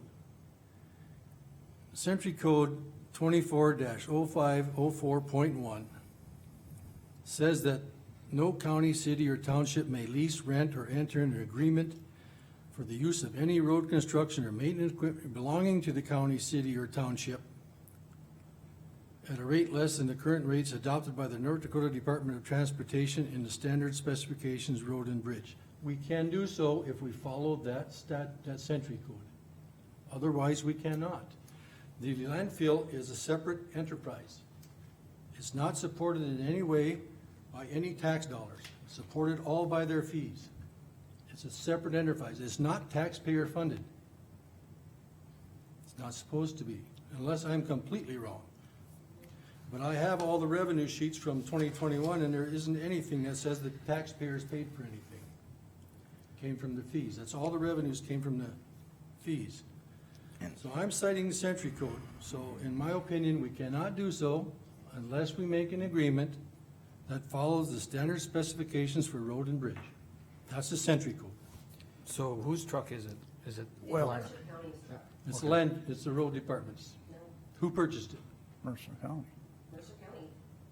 It's not specific to one department, correct? What budget did that road truck come out of? Okay, the money part, Marvin, even if I agree or disagree with you, to me, that's almost a separate issue. The issue that I see here is that the landfill needs to use a truck like 2 days a year, and it can't acquire a truck, and we're not gonna buy a truck for them to use 2 times a year. And I'm saying, Mercer County, even if it's in the road department, will make sure that that truck is usable by the landfill. Accounting practices can be handled at that point. But what I see the issue is our landfill not being able to get a truck out there. Let's get a truck out there. This is, almost sounds to me like 2 little kids fighting in a playground over a ball. We'll resolve the issue if it needs to be resolved. I agree with that, as long as we lease it to them according to that century code. Fellow commissioners, I'm gonna butt in here a second. Anyhow, last fall, I just found out, which is very likely is true, the dozer was up there. Mercer County's dozer had dozed a fair amount of dirt up for Candy. And I think she paid for the fuel. I don't know how they, but anyhow. They filled the truck right at her station right there. Yeah. Yep. So, I mean, our equipment is, our equipment has always supported the landfill from day one. And I know, Marv, maybe we kind of the century there, but it's all a umbrella under Mercer County. And if she can't cash flow that, then you and I and the taxpayers are gonna get nailed with a higher tipping fee. So which one makes most sense here? And I agree with Eugene over there. It's a truck a couple of days of the year, and even if it's a couple more days. But it's to make that entity to be profitable at the least expense for the taxpayers, really. And Candy did provide me with a letter that she had to in her system. It's from back in June of 2009, and it even says on here that the Mercer County Highway Department and Commission will assist the landfill in whatever way they can. If there are questions or things like that, then at that time it was Monty was the auditor. So it has been previous practice. Absolutely, and we've shared employees between the road department, the Sheriff's department, and the Department, landfill yep. for many, many years, including during my time as auditor. You're right. The landfill is a Mercer County entity. They are Mercer County. They follow our policies. They're our employees. You five are the boss of our landfill supervisor. They're absolutely Mercer County employees. They're absolutely part of our umbrella. Our insurance, property insurance covers the landfill as well. When we get audited, it covers the landfill audit as well. So we're all together. Like Wayne said, we are under one umbrella. And I believe that century code is referring to using our equipment outside of our umbrella, not underneath it. Correct.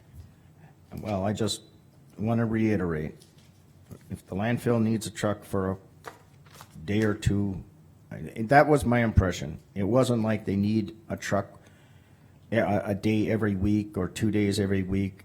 My impression was they may need it 2 days this year, 6 days next year, maybe not even the following year.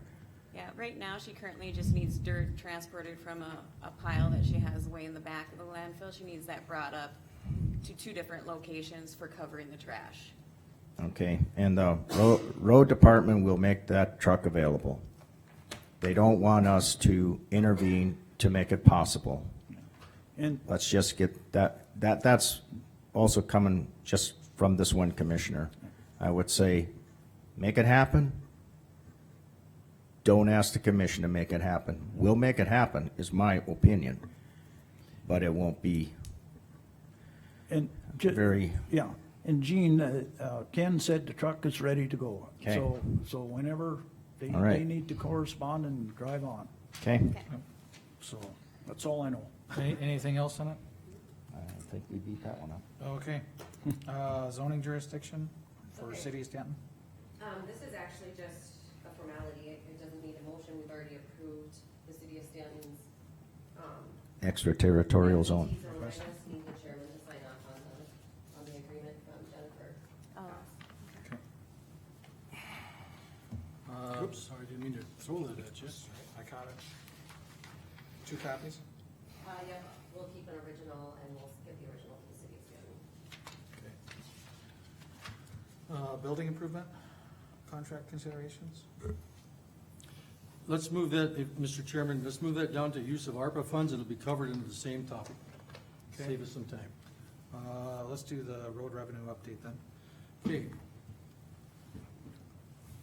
See where I handed that. Give me a second, please. This is just going to be a report, and I hope I have enough for Eugene, and one to Shanna, please.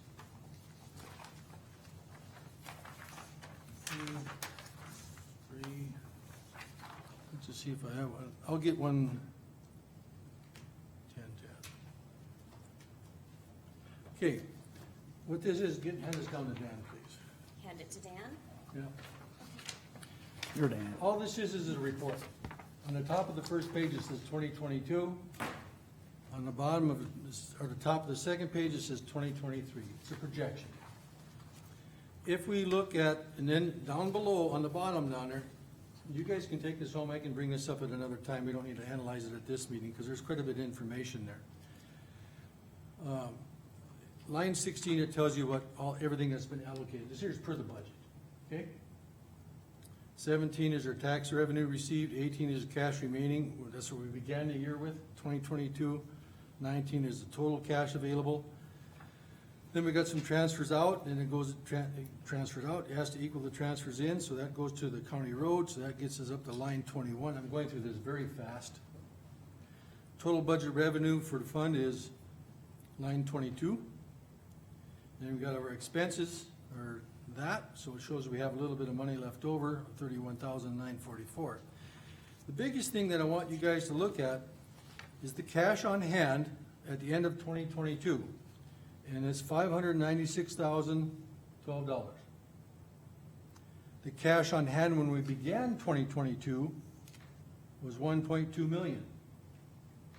So I want you guys to be aware of is we're depleting the cash on hand, and it's going to move forward.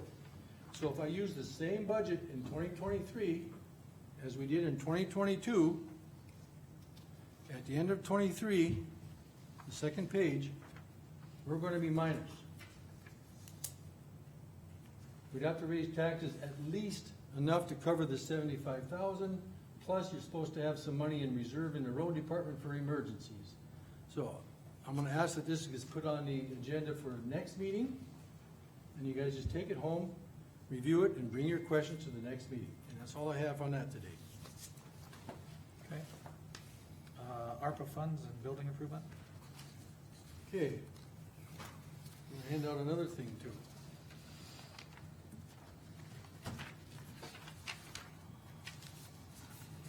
There's 4.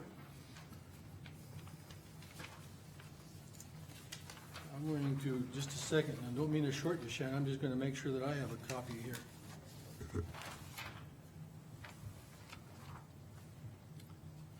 This shows the funding that we have available. Just a second, I gotta see if I have a copy here. It's my green tab. Yes, I do. Shannon can have this thing too. What I'm showing you guys is that we have a bunch of ARPA money available, okay? That's the top part of the section. The bottom part I want you guys to be fully aware of. Mercer County has 54 bridges, and they're not all inspected yet, but we all know that they're being inspected. We have 3 bridges that we know need repair. And they're listed there. And these costs are from Charles at the Interstate Engineering. So those 3 bridges could cost us roughly $1.5 million. And there are 4 or 5 more that could be coming up. And they're not unexpected totally, but we need to be prepared for the unexpected regardless. So if we add all those together, we have a need of $4.5 million just for our bridges. We have 4.7, we're going to use it up. It's going to be gone. Well, we already allocated part of that money for our county building. Okay? I'm going to read a rule that it says that part of the expectations, this here comes from a GASB, which is Generally Accepted Accounting Board. Expectation is to provide funds for unforeseen expenditures and emergencies. So what I'm suggesting, to help lessen this impact and just spending this money without looking at what our costs are going to be, that we have a plan. And our building fund, what I'm gonna we have a building fund, Fund 2101. It has a balance of $131,716 in it. That fund was set up for building improvements. What I'm gonna recommend, instead of using ARPA money for the lighting and the basement and hallway for refurbishments, that we pay for that out of our Fund 2101, not out of ARPA. We need to save this ARPA for our bridges and our roads, is what it was intended for. It's just good use of the money that we already have. Now, we're entering into a contract with, can't think of the name of the company right now, but for building improvements. I recommend that we have two different contracts, one for the, I got it written down here.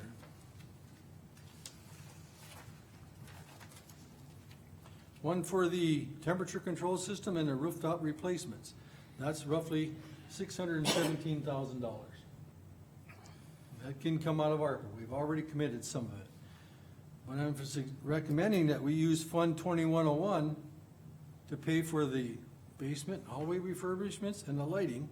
And that cost estimate came in at $121,759. So we have enough money in that fund. I want us to split this out and use the funds that we already have collected for building improvements first, and then use the ARPA monies. And I think it's just really good business. Now, if you guys don't want to discuss it at this point, we can put that on the agenda, and questions can come up next meeting. Okay, two things. January 18th, we allocated ARPA funds to landfill cells 6 and 7 liner construction project. And then on March 2nd, we allocated $1,009,925.10 of ARPA funds to Core Facility Solutions in a contract that we have already entered into. Have we signed that contract? We have. We have. I thought it was going to the state's attorney and then come back for signatures. It went to the state's attorney and then got its signature on it after that. Okay, give me those dates again. January 6th and 7th landfill sale, and how much was it? January 18th, it was for cell 6 and 7 liner, and I don't have the thing with me, but I believe that amount was, it was right around 221,000. Yeah. 181,374.10 plus 30,000. Okay, and the other one, March when? And then March, yes, 2nd, $1,009,925.10 was allocated out of the federal ARPA funds. I can't write, my pen isn't that fast, the ink dries up. 1 million what? $9,925.10.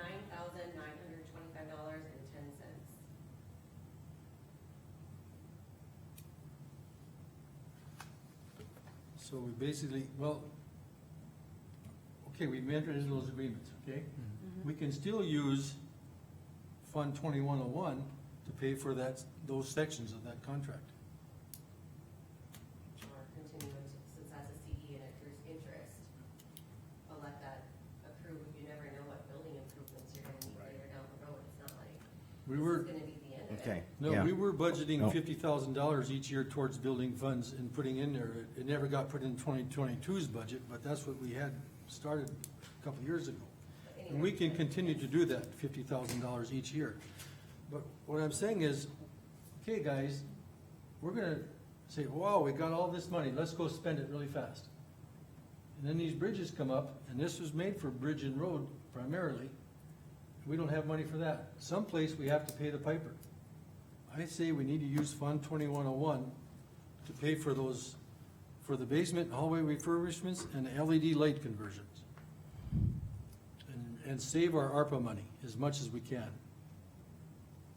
I'm not gonna disagree with you at this point, but can we put it on the agenda for next meeting? Absolutely, I think it would be an excellent idea. Pardon? Hope for the end of it. No, you're not gonna get out of it that easy. Put it on the next agenda? Yes. Yeah. All right, let's do portfolio updates. Can I start? Let Jean Yep. go, so Terry. Okay. Yeah, go ahead. Terry's been waiting. Patiently. I'm gonna have Terry do the sheriff's part of my portfolio. Where's your bobby stick? Chairman, Commissioners. Throw him under the bus Good, again, the second Good time. afternoon. Had to look at the time. I just got pretty much, for the most part, all good news. The prisoners are in place. We even got one, and it's just like we said what would happen. He started out in Mercer County, prisoner on a local charge, and he was also out on federal bond. Well, he did his Mercer County time, and now he's a federal prisoner. So now they're basically paying us for our prisoner. But we have 6 prisoners now, and the first billing went out, I believe, Shannon, and we haven't had any issues. We've worked out the billing with the federal government. Staffing's been fine. We're playing some catch up with the construction of the jail project and COVID and low numbers and alternative sentencing. It's a little bit of a culture shock for our staff, but they're handling it well. And it's all good news, and we haven't had any unintended expenses at this point. So the billing went out, things are going fine. I've been talking to the staff, and shortly, I'm saying weeks, not months, we're going to call the federal government and tell them we're ready to start with half the contract, upholding offering them 10 beds, so. Yeah, half the contract's for 20, so half would be 10. Yes. Okay. Yeah, I just so And that. as well as things are going up, I plan on taking that up as fast as, it's prudent. Right now, we're playing a little bit of catch up. This afternoon, in fact, the road field deputies are renewing and upgrading their certifications. Most of them have been correctional officers before. So in emergency situations, an illness, something like that, we'll have that excess number of prisoners back there. I'll have more resources to pull to fill that scheduling need on an emergency basis. Is that something we wouldn't want to get caught in, or even if, God forbid, we get a storm or something like that and we have to evacuate our building, we have to be prepared for that, and luckily, our storm shelter is in the basement, so we don't have to move them far. But when you start talking about an excessive number of prisoners, you need more staff there, and our road deputies will be certified also to help, so. And then just for understanding for everybody, why do they need to be correctional officers or have that certification? DOCR handles the certification on that, and currently, actually, it's gonna be a fairly simple process. Is most of your training, like you're being PREA trained, taser certification, pepper spray, searching prisoners, all that, you all have to do that as police officers. So we just got to get that certification in place. And we have to have a certified CO back there. Say the actual CO gets sick, I can move a deputy in there. He can take that position until the next shift comes on with the CO. In lieu of that, I can always go back there and help the COs right now, but I'm operating under his license when I'm dealing with prisoners. You have to have someone back there that's certified with the state to stay out of trouble with the state. So that's what we're doing. And also, I got our maintenance person. He is also going to be bring his certification back into date, and I plan on adding that position to the schedule to help out. So. We're working on staffing issues. We're doing some catch-up training. That's all coming along faster than expected. So I believe within a matter of, like I say, weeks, if not a week, we're going to email the federal government and tell them we're ready for to fulfill half the beds of the contract. And by the end of the year, I hope to be in full swing. So, and other than that, we're still experiencing the same supply chain issues that everybody else is with car parts, stuff like that. We got the vehicle you guys bought us last year tagged out now for, 5 weeks, waiting for parts. So we have a new vehicle, we just can't use it. But I think we got the parts coming. Do we? right? Okay. So yeah, I think they're here, so yeah, we're You're talking like lights and stuff like that, or? what kind of parts? No, we're talking just general maintenance parts. I think it was Oh, like a okay. transfer case, and there was a warranty issue, so it's nothing we even, nothing out of our budget. We just can't get the parts to get it fixed. They're on the ship. Yeah. So, Okay. Okay. Well, while Terry's here, anyone got any questions for him? I threw him under the bus again. That's like twice in, what, a month? yeah, Okay, thank you, Terry. you bet. Anything Run. else, Gene? And Run, young man, run.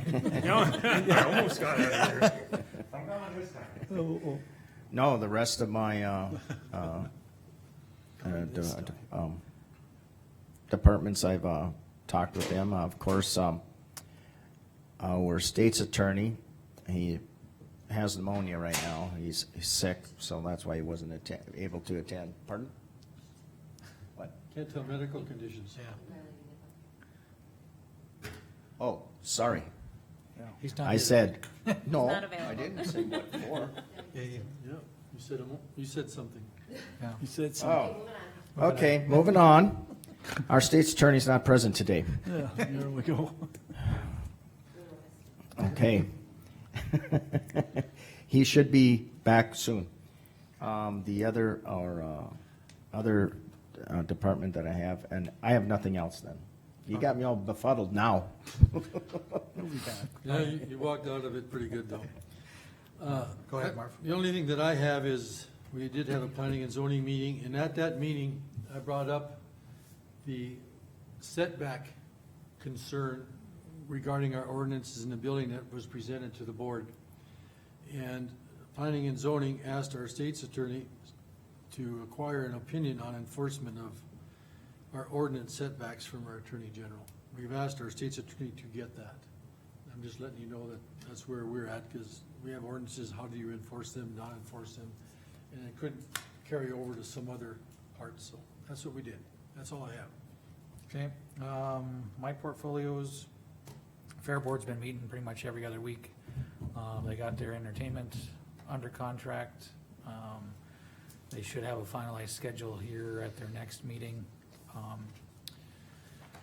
They've moved forward with, they're gonna get a hoop barn, I guess is what they call it. It's kind of for overflow livestock, so it sounds like livestock numbers are looking good, other than poultry, as Craig had mentioned earlier. The library is gonna meet the end of this month.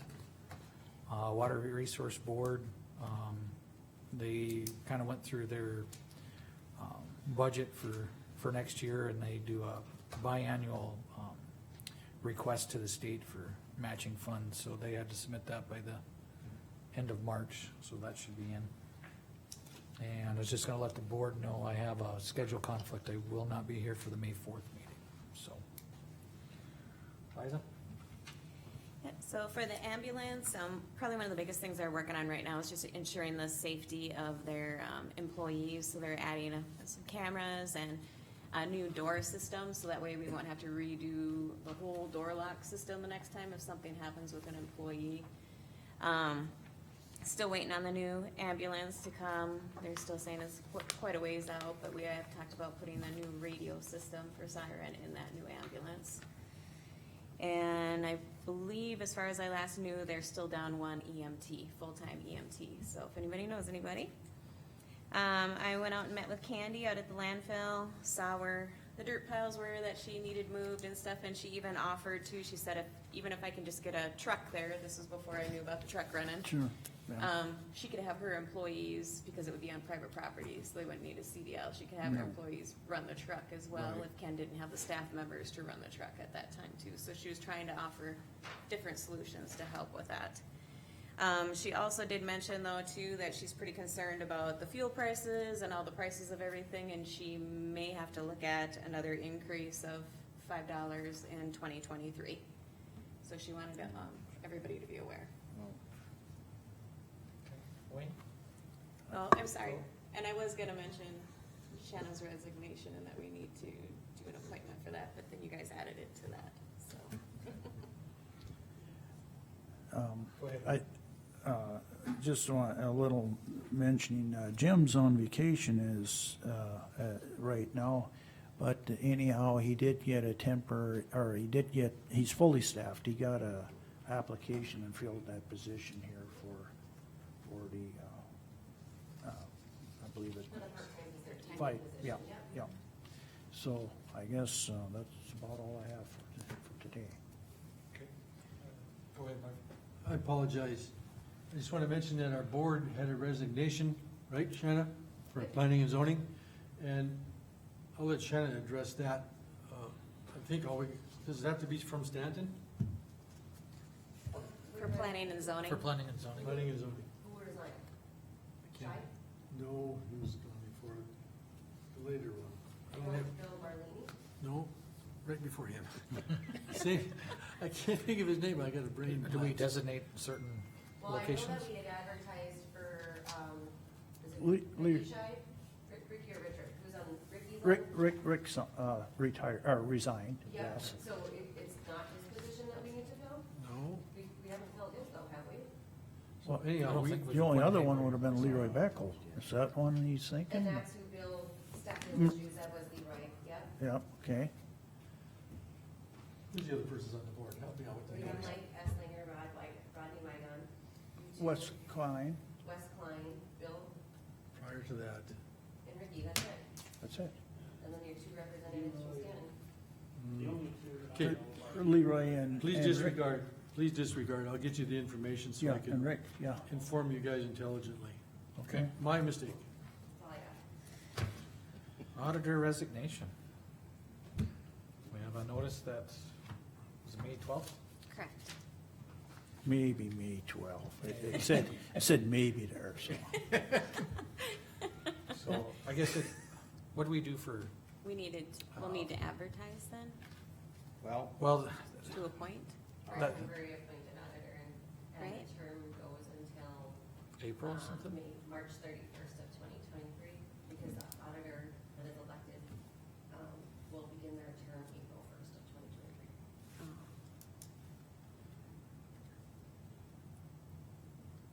So why What is was that? what was that for the dates again?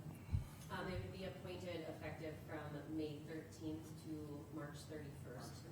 Yep, 23, and then whoever gets elected into that position. would in start November April starts 1st. April 1. Yep.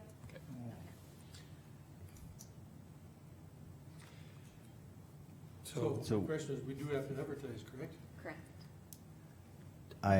do we have to? Okay. 'Cause we I'm did that for kinda the other laying in the ones. weeds here. Right. Could we, as a commission, just hypothetically, ask the deputy auditor if she'd be willing to fulfill the duties? I was gonna use the word until the election, but until the newly elected auditor would take office? Is that something we can do as per century code? You need to just realize that she does then assume the role of an elected official, so she falls under the elected official umbrella, which is the flexibility, vacation sick leave would be paid out. And also that, what was I trying to go for there? But she would assume all the elected official duties at that point if you appoint, so, the board, to me, it'd make more sense to accept applications for it. Okay. Instead of just appointing somebody and then. Nope, I wanted to be, They want the appointment. I agree with Shannon. Right. I just wanted to be clear, get some clarification here. Asking Okay. her is basically an interview. Yeah. It's right down to an interview, so the Okay. other people have to have the opportunity to do that too. Got my question answered. So we should advertise through like end of April? Certainly, why She's not? done May 12th, We right? got till May Yeah. 12th, so, Yeah, well, my last meeting was the so we could even make our decision, say May 11th, that would be awfully quick, but, Well, we're just at this point asking for applications and then we go from there. okay, But- let me ask another unintelligent question. Do we have to fill the position? Well, it's an election year and that office is gonna need some help. I'm asking, do we have to fill the position? Yeah, you need an auditor. And we still have I'm budgets not, to do. okay, let me reword the question. As per as per century code, do we have to fill the position? Yes, you have to have a county auditor. Okay. I'll answer that, yes. Yes. Apparently you can't hear out of that other ear. Well, she goes, no, we're gonna have a busy year. You need an auditor. No, I don't care how busy it is. Do we by law have to hire an auditor? That was my question. Okay. Yes, and I believe it should be advertised at least through the end of April. Don't mean to pick on you, but that's what I wanna know. Yeah, because it's the least important job in the county. Well, no, So- I, I guess, do you want a motion to do that? But my recommendation would be accept applications through April 29th, and then we can review them on May 4th. Well, And, You realize that leaves zero time Yeah. to do any amount of training with anybody. I'm just spitting this out, I mean, I But- know, but you're giving me 5 weeks, I just Right. feel like you should have that one little window. so, Because I mean, 2 weeks would probably be enough to advertise Get it. applications in, right? And you might have to do a special meeting right. end of Right. April. okay, if we But- advertise, if we agree and vote on it, we need to advertise, which I think is inevitable. That's almost beside the, how soon does it get in the paper? next week. It'll be no Next 13th. Wednesday. Right. How And- many, Yeah, we've got no problem getting it in for, obviously, this week's paper's already done, so Right. next week's paper, yeah. Yeah. Next Wednesday's the first one. okay, how many consecutive postings do we need to have? You don't have. I don't think- Legally, you don't have to advertise in the paper. Okay, Yeah. thank you. So we could, put it out there publicly and have the deadline like the 20th? Am I looking at the right yeah. Yeah, Yeah, April. you are. So the 20th is our next meeting. Mhm. And if we don't have applications, we just keep going. But I mean, Right. if we have applications, we can at least review them, and then we could set up an Agreed. interview. We can adjust from there. Yeah, Yep, If you wait until me, you're not. it's not gonna be enough time. Yeah. No, just advertise and we'll have it through the Just 19th. Advertise it once and put it on job service. Twice. And it'll go, twice doesn't really pay though, so it comes out on the 20th if you're gonna. review Yeah, it it. doesn't Right. any good. I agree. But yeah, job No, service and, let's do it till the 20th, because you put it on the website and people can apply up to that point then. Mhm. So applications have to be received by, End of day by 10 AM, April 20th. 10 AM? That's where we had these other bids, that's why I just picked that Okay. number. just so that way we don't have somebody turning something in at 4 PM on the 20th, and then Exactly. we got, so that's why I just wanted a specific time. No, I understand the deadline time, I'm just saying, so you know we're gonna have a meeting still going at 10. And we'll Yep. Right. we'll put it in the paper and post it Sorry. on the website, All right, now and I'm job being- service. Now I'm being, and job service. Is that in the form of a motion? Yes, I'll make, Do you need one? I don't think we really need one, do we? Okay. Okay. I advertise all the time for June, or, you know what I mean? Right. County agent. Okay. What happens if we don't accept the resignation though? See, we didn't, nobody, You're gonna continue to see me to not oh, come to work. oh, we're gonna find you one way or the other, girl. I could also say again something sarcastic, but I'll leave it alone. I could hear I what you got were her, thinking. yeah, she's mad at me already. So, is there a motion to accept the resignation of the auditor? Not from this boy. You go park somewhere else. Mr. Chairman, I'll be